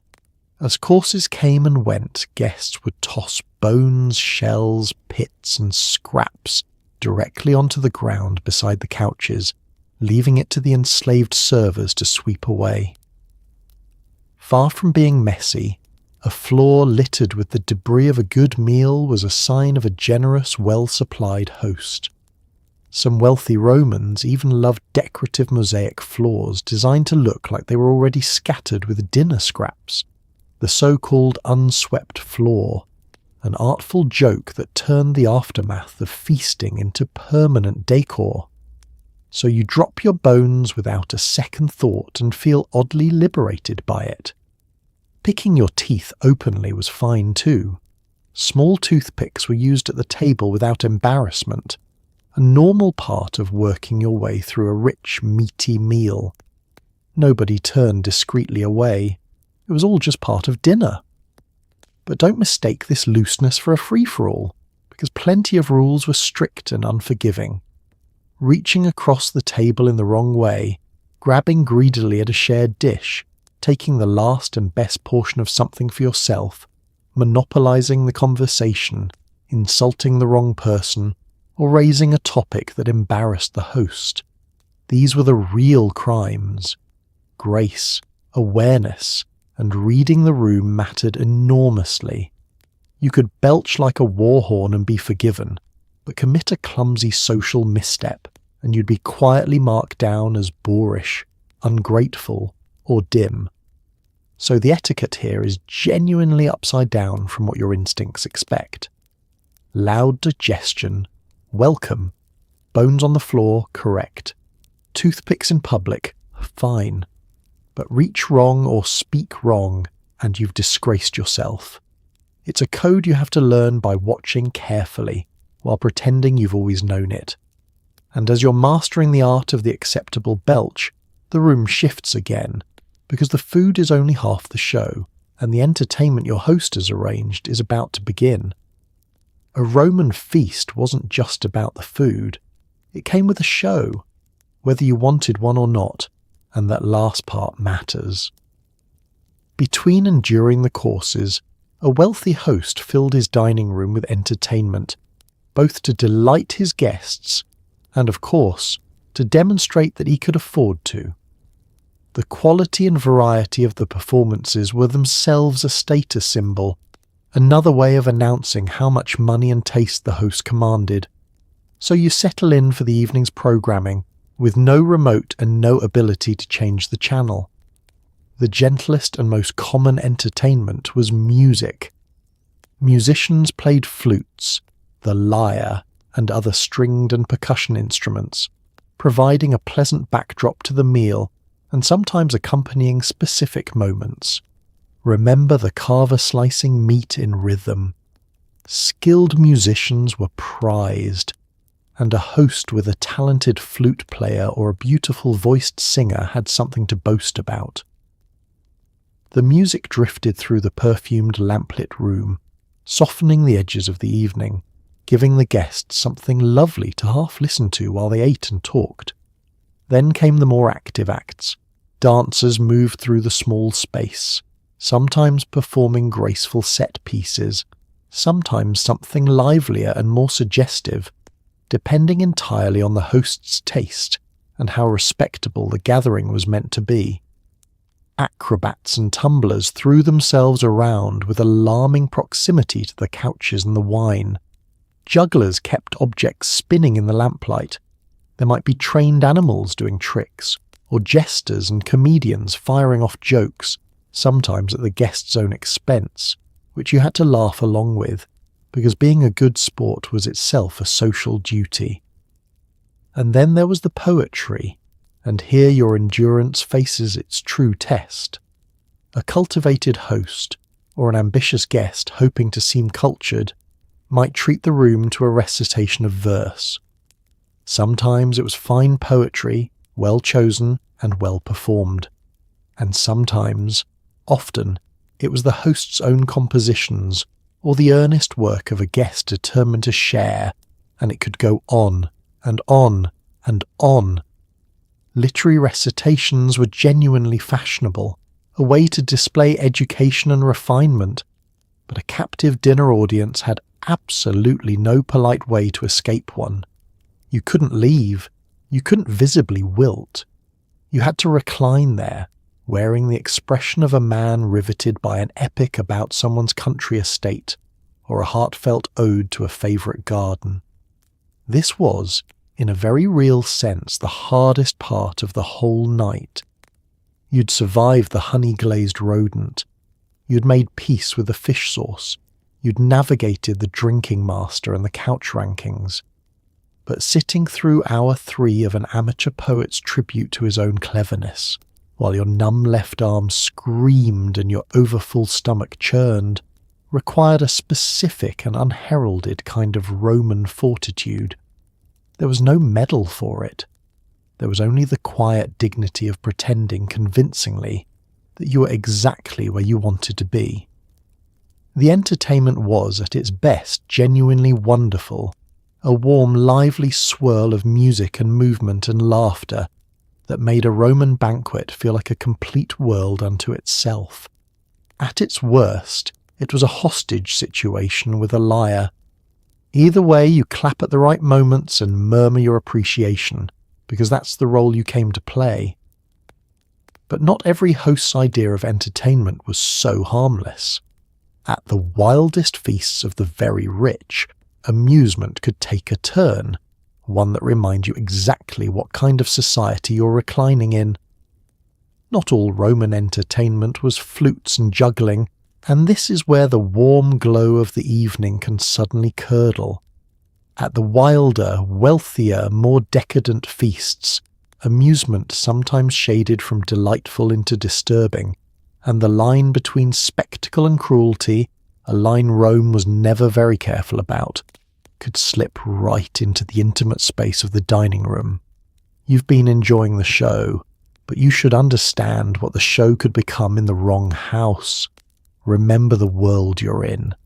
This is a society whose grandest public entertainment was the arena, where crowds gathered by the tens of thousands to watch people fight, suffer, and die for sport.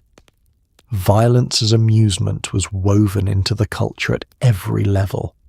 It shouldn't surprise you then that some private feasts imported a taste of that same appetite. At the most extravagant dinners, hosts occasionally arranged small displays of armed combat for their reclining guests, fighters brought in to spar or genuinely battle, while the diners ate and drank and watched mere feet away. Dinner and bloodshed served together as though they belonged on the same evening's menu. The cruelty could be subtler too, and aimed at the vulnerable people already in the room. Enslaved performers might be pushed into dangerous or humiliating acts for the guests' amusement. A host might single out a guest, usually a lower-ranking one, someone in no position to object, for mockery, making him the butt of jokes, the target of pranks, the evening's designated fool. In that famous satirical account of a vulgar rich man's feast, much of the comedy comes from exactly this kind of casual humiliation, the powerful toying with the powerless for laughs. It was funny in that world, because the victim couldn't fight back. Roman writers themselves recorded these excesses, and crucially, they often recorded them with disapproval. Descriptions of a host who staged combat at dinner, or who abused his enslaved servers for entertainment, or who cruelly mocked his guests, were frequently meant as condemnations, evidence that the man in question was decadent, cruel, and had lost his sense of decency. So even by Roman standards, the darkest of these amusements marked a host as having gone too far. Not everyone did this. Many feasts were perfectly warm and humane. But it happened often enough that thoughtful Romans felt the need to criticize it, which tells you it was a real feature of the world, not a rare aberration. For you, reclining as a guest, this is a sobering undercurrent beneath all the perfume and poetry. The same evening that offered you graceful dances and lovely music could, in a crueler host's home, offer you the sight of a person bleeding for your entertainment, or the spectacle of a fellow guest being ground down for sport. You'd be expected to watch, to smile, to not make a scene. Because objecting would insult the host and mark you as ungrateful or soft, and your place in this world is far too precarious for that. It's the shadow side of Roman conviviality, the reminder that this glittering culture of hospitality and pleasure sat directly on top of a bedrock of casual accepted cruelty. The couches, the flowers, the wine, and in the wrong house, the blood, all part of the same evening. And speaking of the ways a host reminds you of your place, there's one more indignity built right into the meal itself, because at many a Roman banquet the food on your plate was deliberately, pointedly worse than the food on his. Here's an indignity you didn't see coming, tucked right into the heart of the hospitality. At many Roman banquets, not everyone was served the same food. The honoured guests up on the good couch might be enjoying the finest dishes and the best wine, while you, the client, the low-ranking guest, the set dressing, received noticeably worse fare, and you were expected to eat it gratefully while watching the good stuff pass you by. The banquet, that supposed celebration of generosity, could double as a carefully staged reminder of exactly where you ranked. This wasn't an accident or a shortage. It was a deliberate practice, and Roman writers complained about it bitterly, which is how we know just how common it was. A famous letter writer described attending a dinner where the host graded everything by the status of the guest. The best food and finest wine went to the host himself and his most important companions. middling stuff to the next tier down, and frankly poor fare to the lowest guests and the freedmen. Different quality flowing to different couches, all at the same table, in plain view of everyone. The writer found it distasteful and said so, arguing that a good host should serve all his guests alike rather than turning dinner into a ranking exercise. But he was pushing against a widespread habit. Picture how it actually plays out, because the cruelty is in the details. You're reclining in your lower spot. A server brings a magnificent fish to the couch of honour, glistening, expertly prepared, the pride of the kitchen. Moments later, a server brings you something smaller, plainer, cheaper, perhaps not entirely fresh. The important guest cup is filled with a fine aged wine poured with care. Your cup gets the thin, sour house wine, the stuff that barely counts. You're breathing the same perfumed air, listening to the same music, reclining in the same beautiful room, and being fed like an afterthought. 3 feet away from abundance you're not allowed to touch. The Roman satirists had a field day with this, and their poems capture the sting perfectly. One devoted an entire savage piece to the humiliations of the poor client at a rich patron's table, served the worst bread, the dregs of the wine, oil fit for a lamp rather than a plate, while the host luxuriated in delicacies. The message underneath was brutal and clear. You're here to be reminded of your inferiority, and the meal itself is the instrument of that reminder.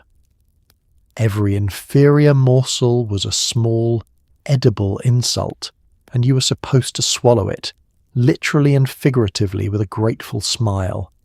And smile you must. That's the cruelest part. You can't complain. You can't push the plate away. You can't ask why the man across the room got the good fish. To object would be to insult your patron's generosity, to reveal yourself as ungrateful, and to jeopardize the entire relationship your livelihood depends on. So you eat your lesser food, sip your sour wine, praise the host for his hospitality, and pretend not to notice the gulf between his plate and yours. It's hospitality as hierarchy, kindness as a weapon, a free dinner that costs you your dignity in installments. You came for a reward and received a reminder. Welcome once more to being a client in Rome. But there's a danger at this table far worse than bad bread, one that stalks even the important guests on the finest couches, because in a world this ruthless, sometimes the thing on the plate isn't just inferior, sometimes it's fatal. Amid all the feasting, the flowers and the music, there lurks a genuine and chilling danger, one that haunted the powerful in particular: poison. In a world of ruthless politics, tangled inheritances, bitter rivalries and murderous ambition, a banquet was the ideal place to quietly remove an enemy. Everyone was relaxed, everyone was eating and drinking from shared dishes, and a great deal could be hidden in a rich, heavily spiced, honey and fish sauce-drenched meal. The very complexity of Roman cooking that made it so delicious also made it the perfect cover for something deadly. The fear was real enough that the wealthy and powerful took precautions. Many employed a food taster, an enslaved man whose grim job was to sample the master's food and drink before the master touched it, so that if something was poisoned, he would be the one to fall ill or die first. Imagine that as a profession. Your entire purpose is to be the early warning system, the human canary, dying so your owner doesn't. It's one of the darkest jobs the Roman household had to offer, and it existed precisely because the threat was credible. Professional poisoners were real figures too, sought out in the shadows by those with an inconvenient relative or a rival in the way. The most notorious was a woman whose name became legendary as a supplier of poisons to the imperial court itself, allegedly involved in some of the most infamous murders of the age. That such a specialist could build a reputation tells you the demand was steady. Poison was a tool of Roman power, quiet and deniable, and dinner was where it was often deployed. The most famous alleged poisoning of all struck at the very top. One emperor was said to have been killed by a dish of poisoned mushrooms served at a meal, cleared away, it was rumoured, by others who wished him gone. Whether every detail of that story is true or embroidered by hostile historians, it was widely believed, and it captured the era's anxieties perfectly. Even the most powerful man in the world could be undone by a beautiful plate of food handed to him by someone he trusted. If it could happen to an emperor, it could happen to anyone with something worth killing over. So while you, the humble client, are anxiously worrying about which fork doesn't exist and whether you'll slip off your couch, the truly wealthy and powerful guests at the top of the room are carrying a different, colder worry. For them, every exquisite course is also a small gamble. Is this dish a gift or a goodbye? Is that cup of fine wine a mark of favour, or the last thing they'll ever taste? The higher your status, the more people might want you gone, and the more reason to eye your own dinner with suspicion. There's a bleak of dark comedy in the contrast. You're too unimportant to poison. Nobody's inheritance depends on your death. No faction fears your influence. No rival plots your removal over the mushrooms. Your low status, the very thing that got you the bad bread and the sour wine, also makes you beautifully safe. The important man across the room, savouring his superior fish, may be eating in genuine peril. You, with your inferior scraps, are in no danger at all. In Rome, sometimes it truly does pay to be a nobody, which is a comforting thought to hold on to, because the wine has been flowing for hours now, and the next danger at this table isn't poison from someone else. It's the far more ordinary threat of your own drunken mouth. The wine has been flowing for hours, the master of the drinking has not been especially merciful, and now the room is well and truly drunk, which in Rome is both entirely expected and enormously risky. Getting merry was part of the point of a banquet, a shared release, a loosening of the day's stiff formality. But losing control was a different matter, and the gap between the two was where reputations went to die. You have to walk that line carefully, and the wine is doing everything in its power to make you fall off it. Understand first that drunkenness itself wasn't shameful here in moderation. The whole structure of the evening, the diluted wine, the toasts, the drinking master, the games, was designed to produce a pleasant sociable tipsiness. A warm buzz was the goal. Loosened tongues and easy laughter were features, not bugs. Romans drank to relax, to bond, to celebrate, exactly as people always have. So a bit of merriment is not only allowed, it's practically required. The guest who stays stone cold, sober and rigid all night is his own kind of social failure. A wet blanket at a party built for warmth. But this is a society with a very long memory and a very short supply of forgiveness. The dinner couch was also a political and social arena, and everything you said and did there could be remembered, repeated, and used. Rome ran on reputation, on the delicate management of honour and standing, and a drunken evening could undo years of careful positioning in a single loose-lipped moment. Slur an insult at the wrong man, brag about something you shouldn't, reveal a secret, your own or someone else's, drunkenly criticise a powerful figure, or worse, the emperor, within earshot of the wrong person. Any of these could follow you home and ruin you, and the room is full of exactly the wrong people to be careless around. Reclining nearby might be rivals who'd love to see you stumble, gossips who trade in other people's mistakes, ambitious men cataloguing weaknesses, and in the most dangerous circles, informers who made their living reporting careless words to those who could punish them. In an atmosphere where a single overheard sentence could bring real consequences, the drunk and talkative guest was handing out ammunition. The wine that felt like friendly warmth was also loosening the one thing you most needed to keep guarded, your own mouth. So you face the anxious tightrope walk of every self-aware guest across all of history, just with higher stakes. Drink enough to seem like good, warm, agreeable company, a man who's enjoying himself, who fits in, who honours the host's hospitality, but stay sober enough to keep control of what you say, to laugh at the right jokes without making dangerous ones of your own, to know when to speak and, far more importantly, when to shut up. It's a performance of relaxation layered over a core of constant vigilance, and the more you drink, the harder that performance becomes to sustain. One cup too many, and the evening stops being a party and becomes evidence. The line between a good guest and a ruined one is thinner than the watered wine in your cup, and you're being asked to find it while the room spins gently, and the master of the drinking calls for yet another toast. You manage it, more or less. You stay on the right side of the line, mostly.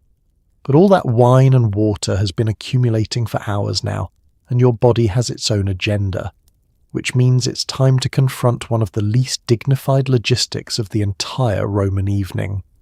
Hours of wine, water, honeyed drinks, and fish-sauced food eventually lead exactly where you'd expect, and now you're facing a very practical, very undignified problem.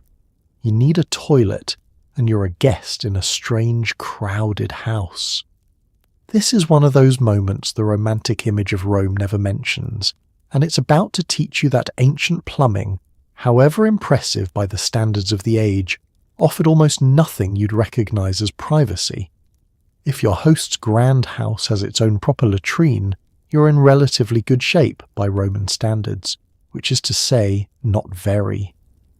A Roman latrine, whether private or public, typically consisted of a stone bench with a row of round holes cut into it side by side over a channel where water carried the waste away.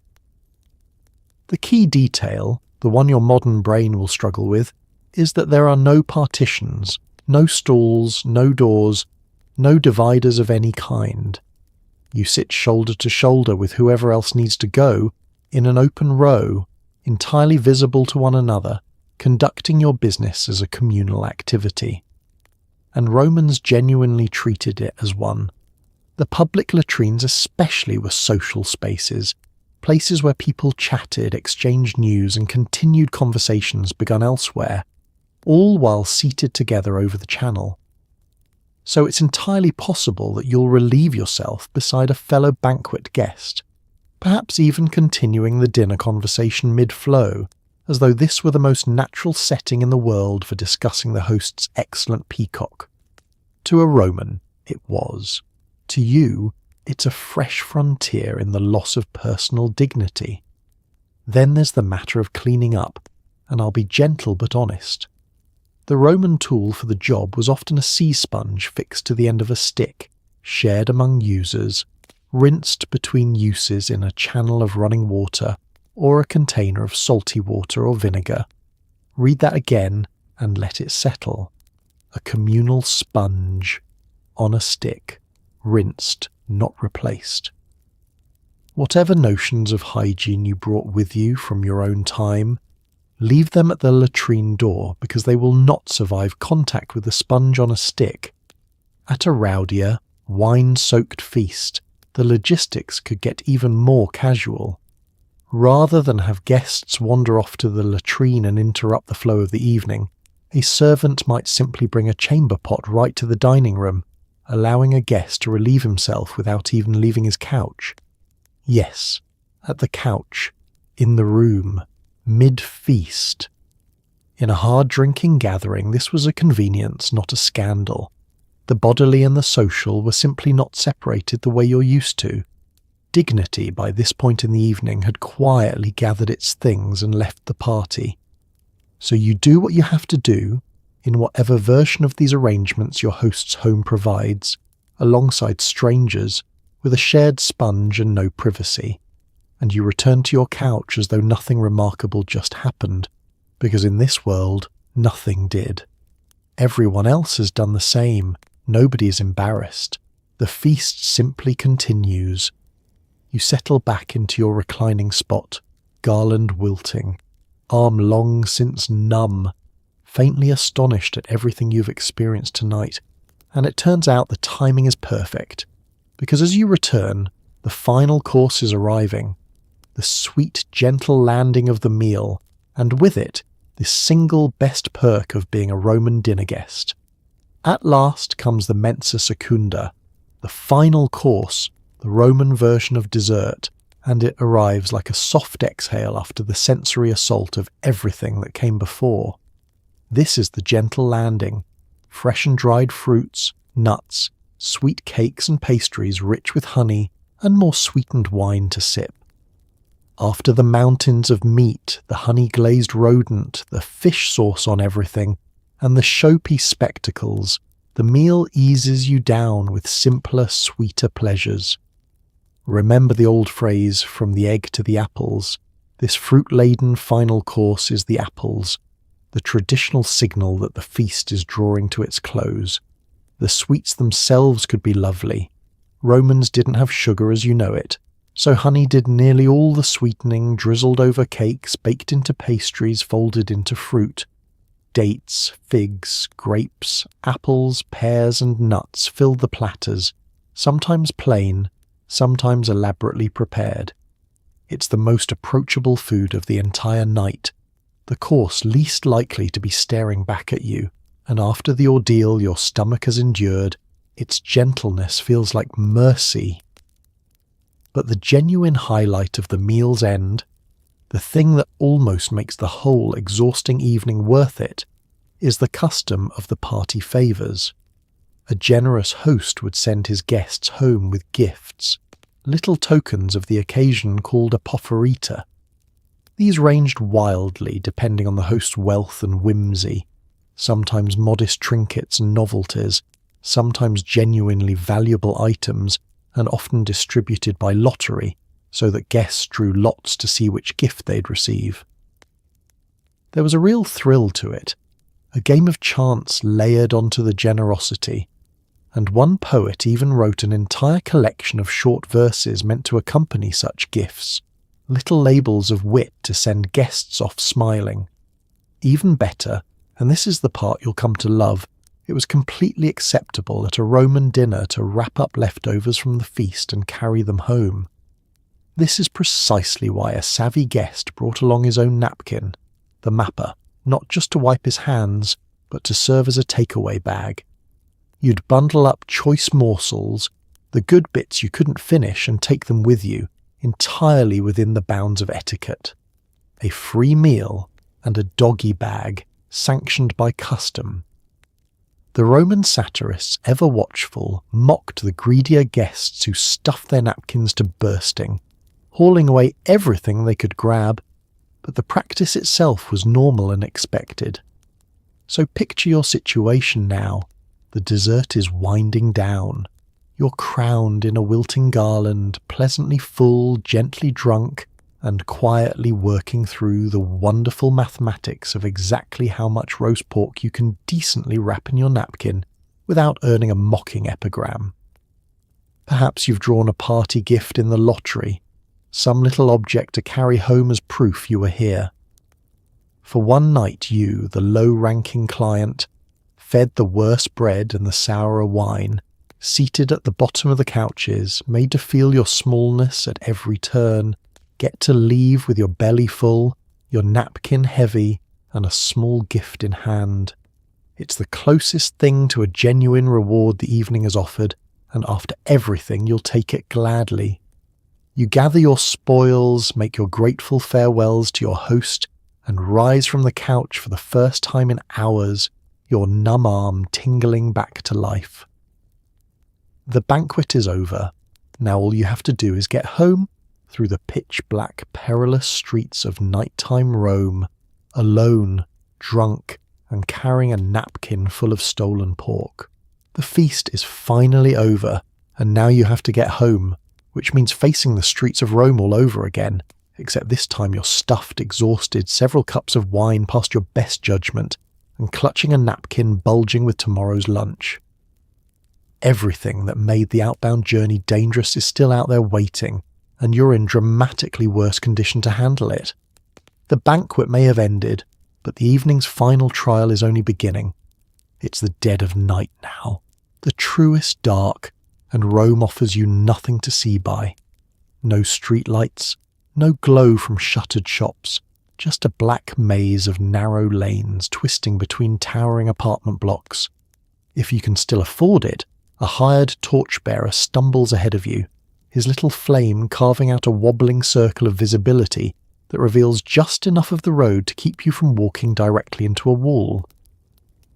If you spent your last coins or came without one, you're navigating by memory, touch and prayer, feeling your way along the walls like a man who has misplaced both his house and his dignity.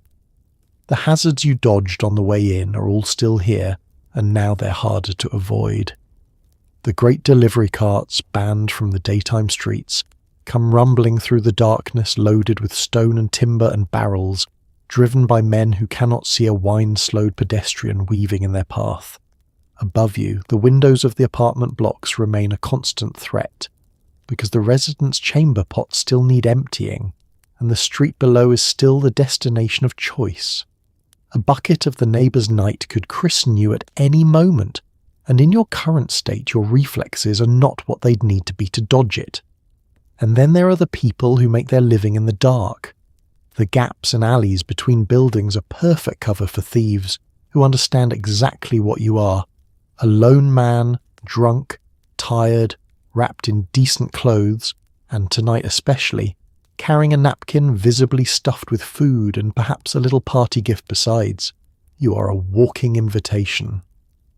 That famous Roman satirist wasn't entirely joking when he suggested a man heading out to dinner ought to make his will first.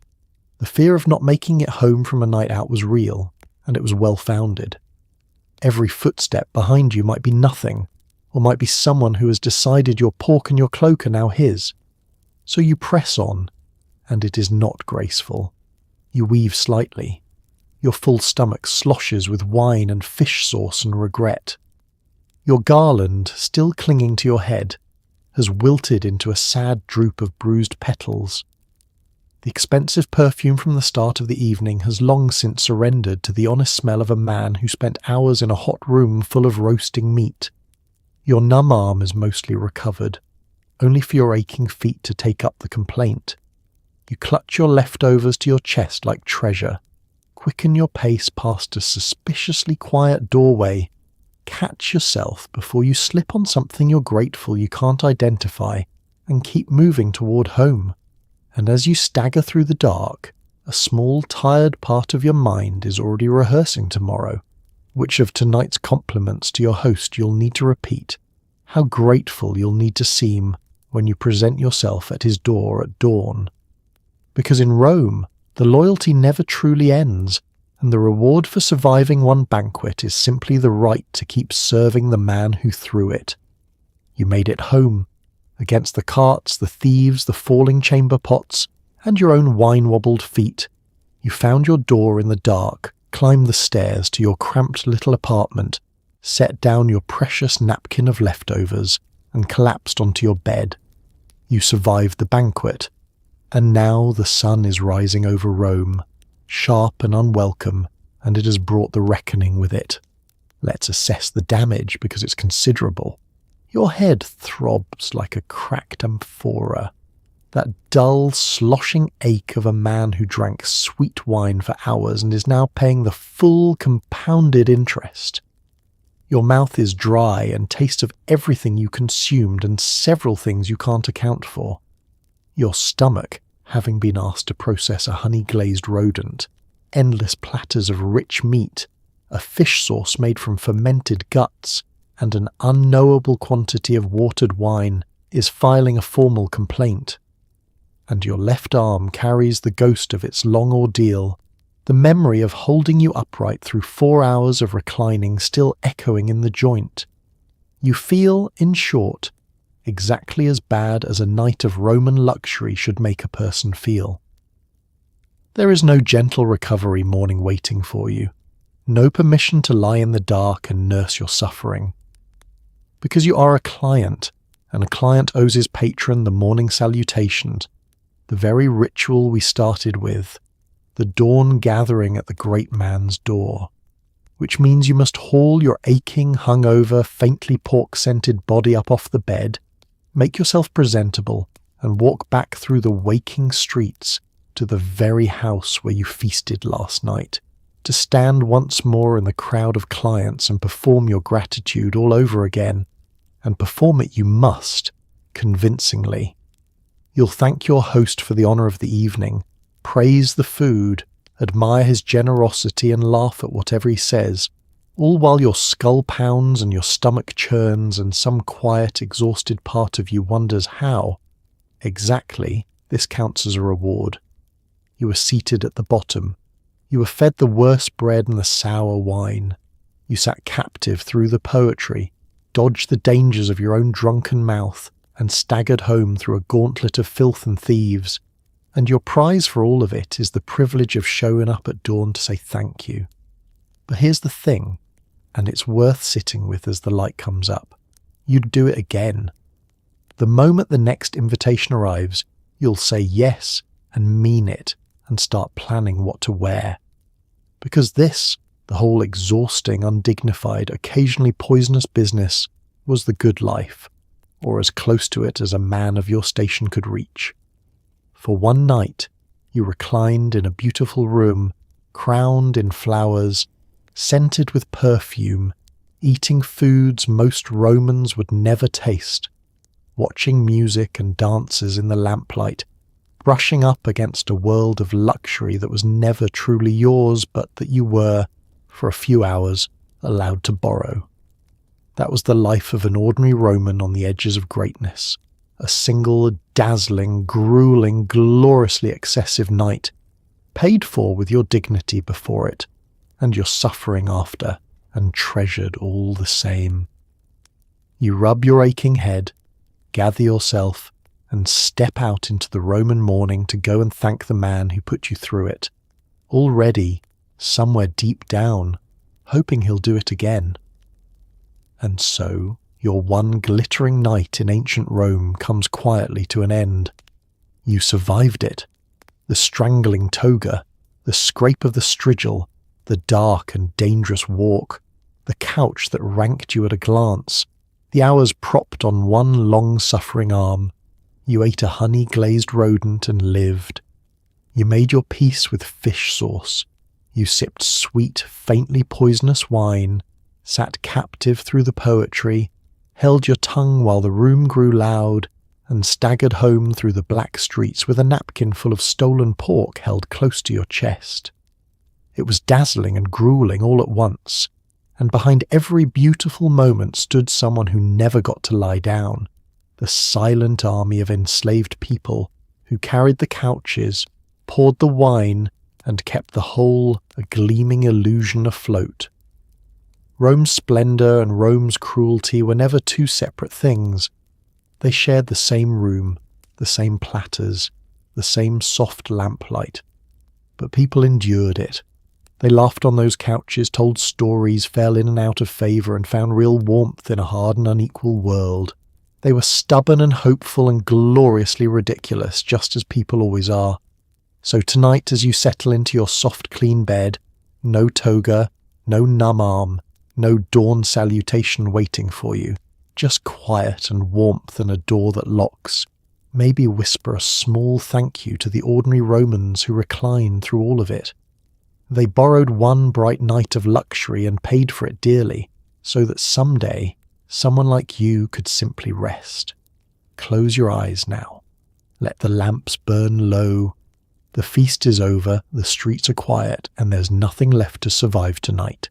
Sleep well.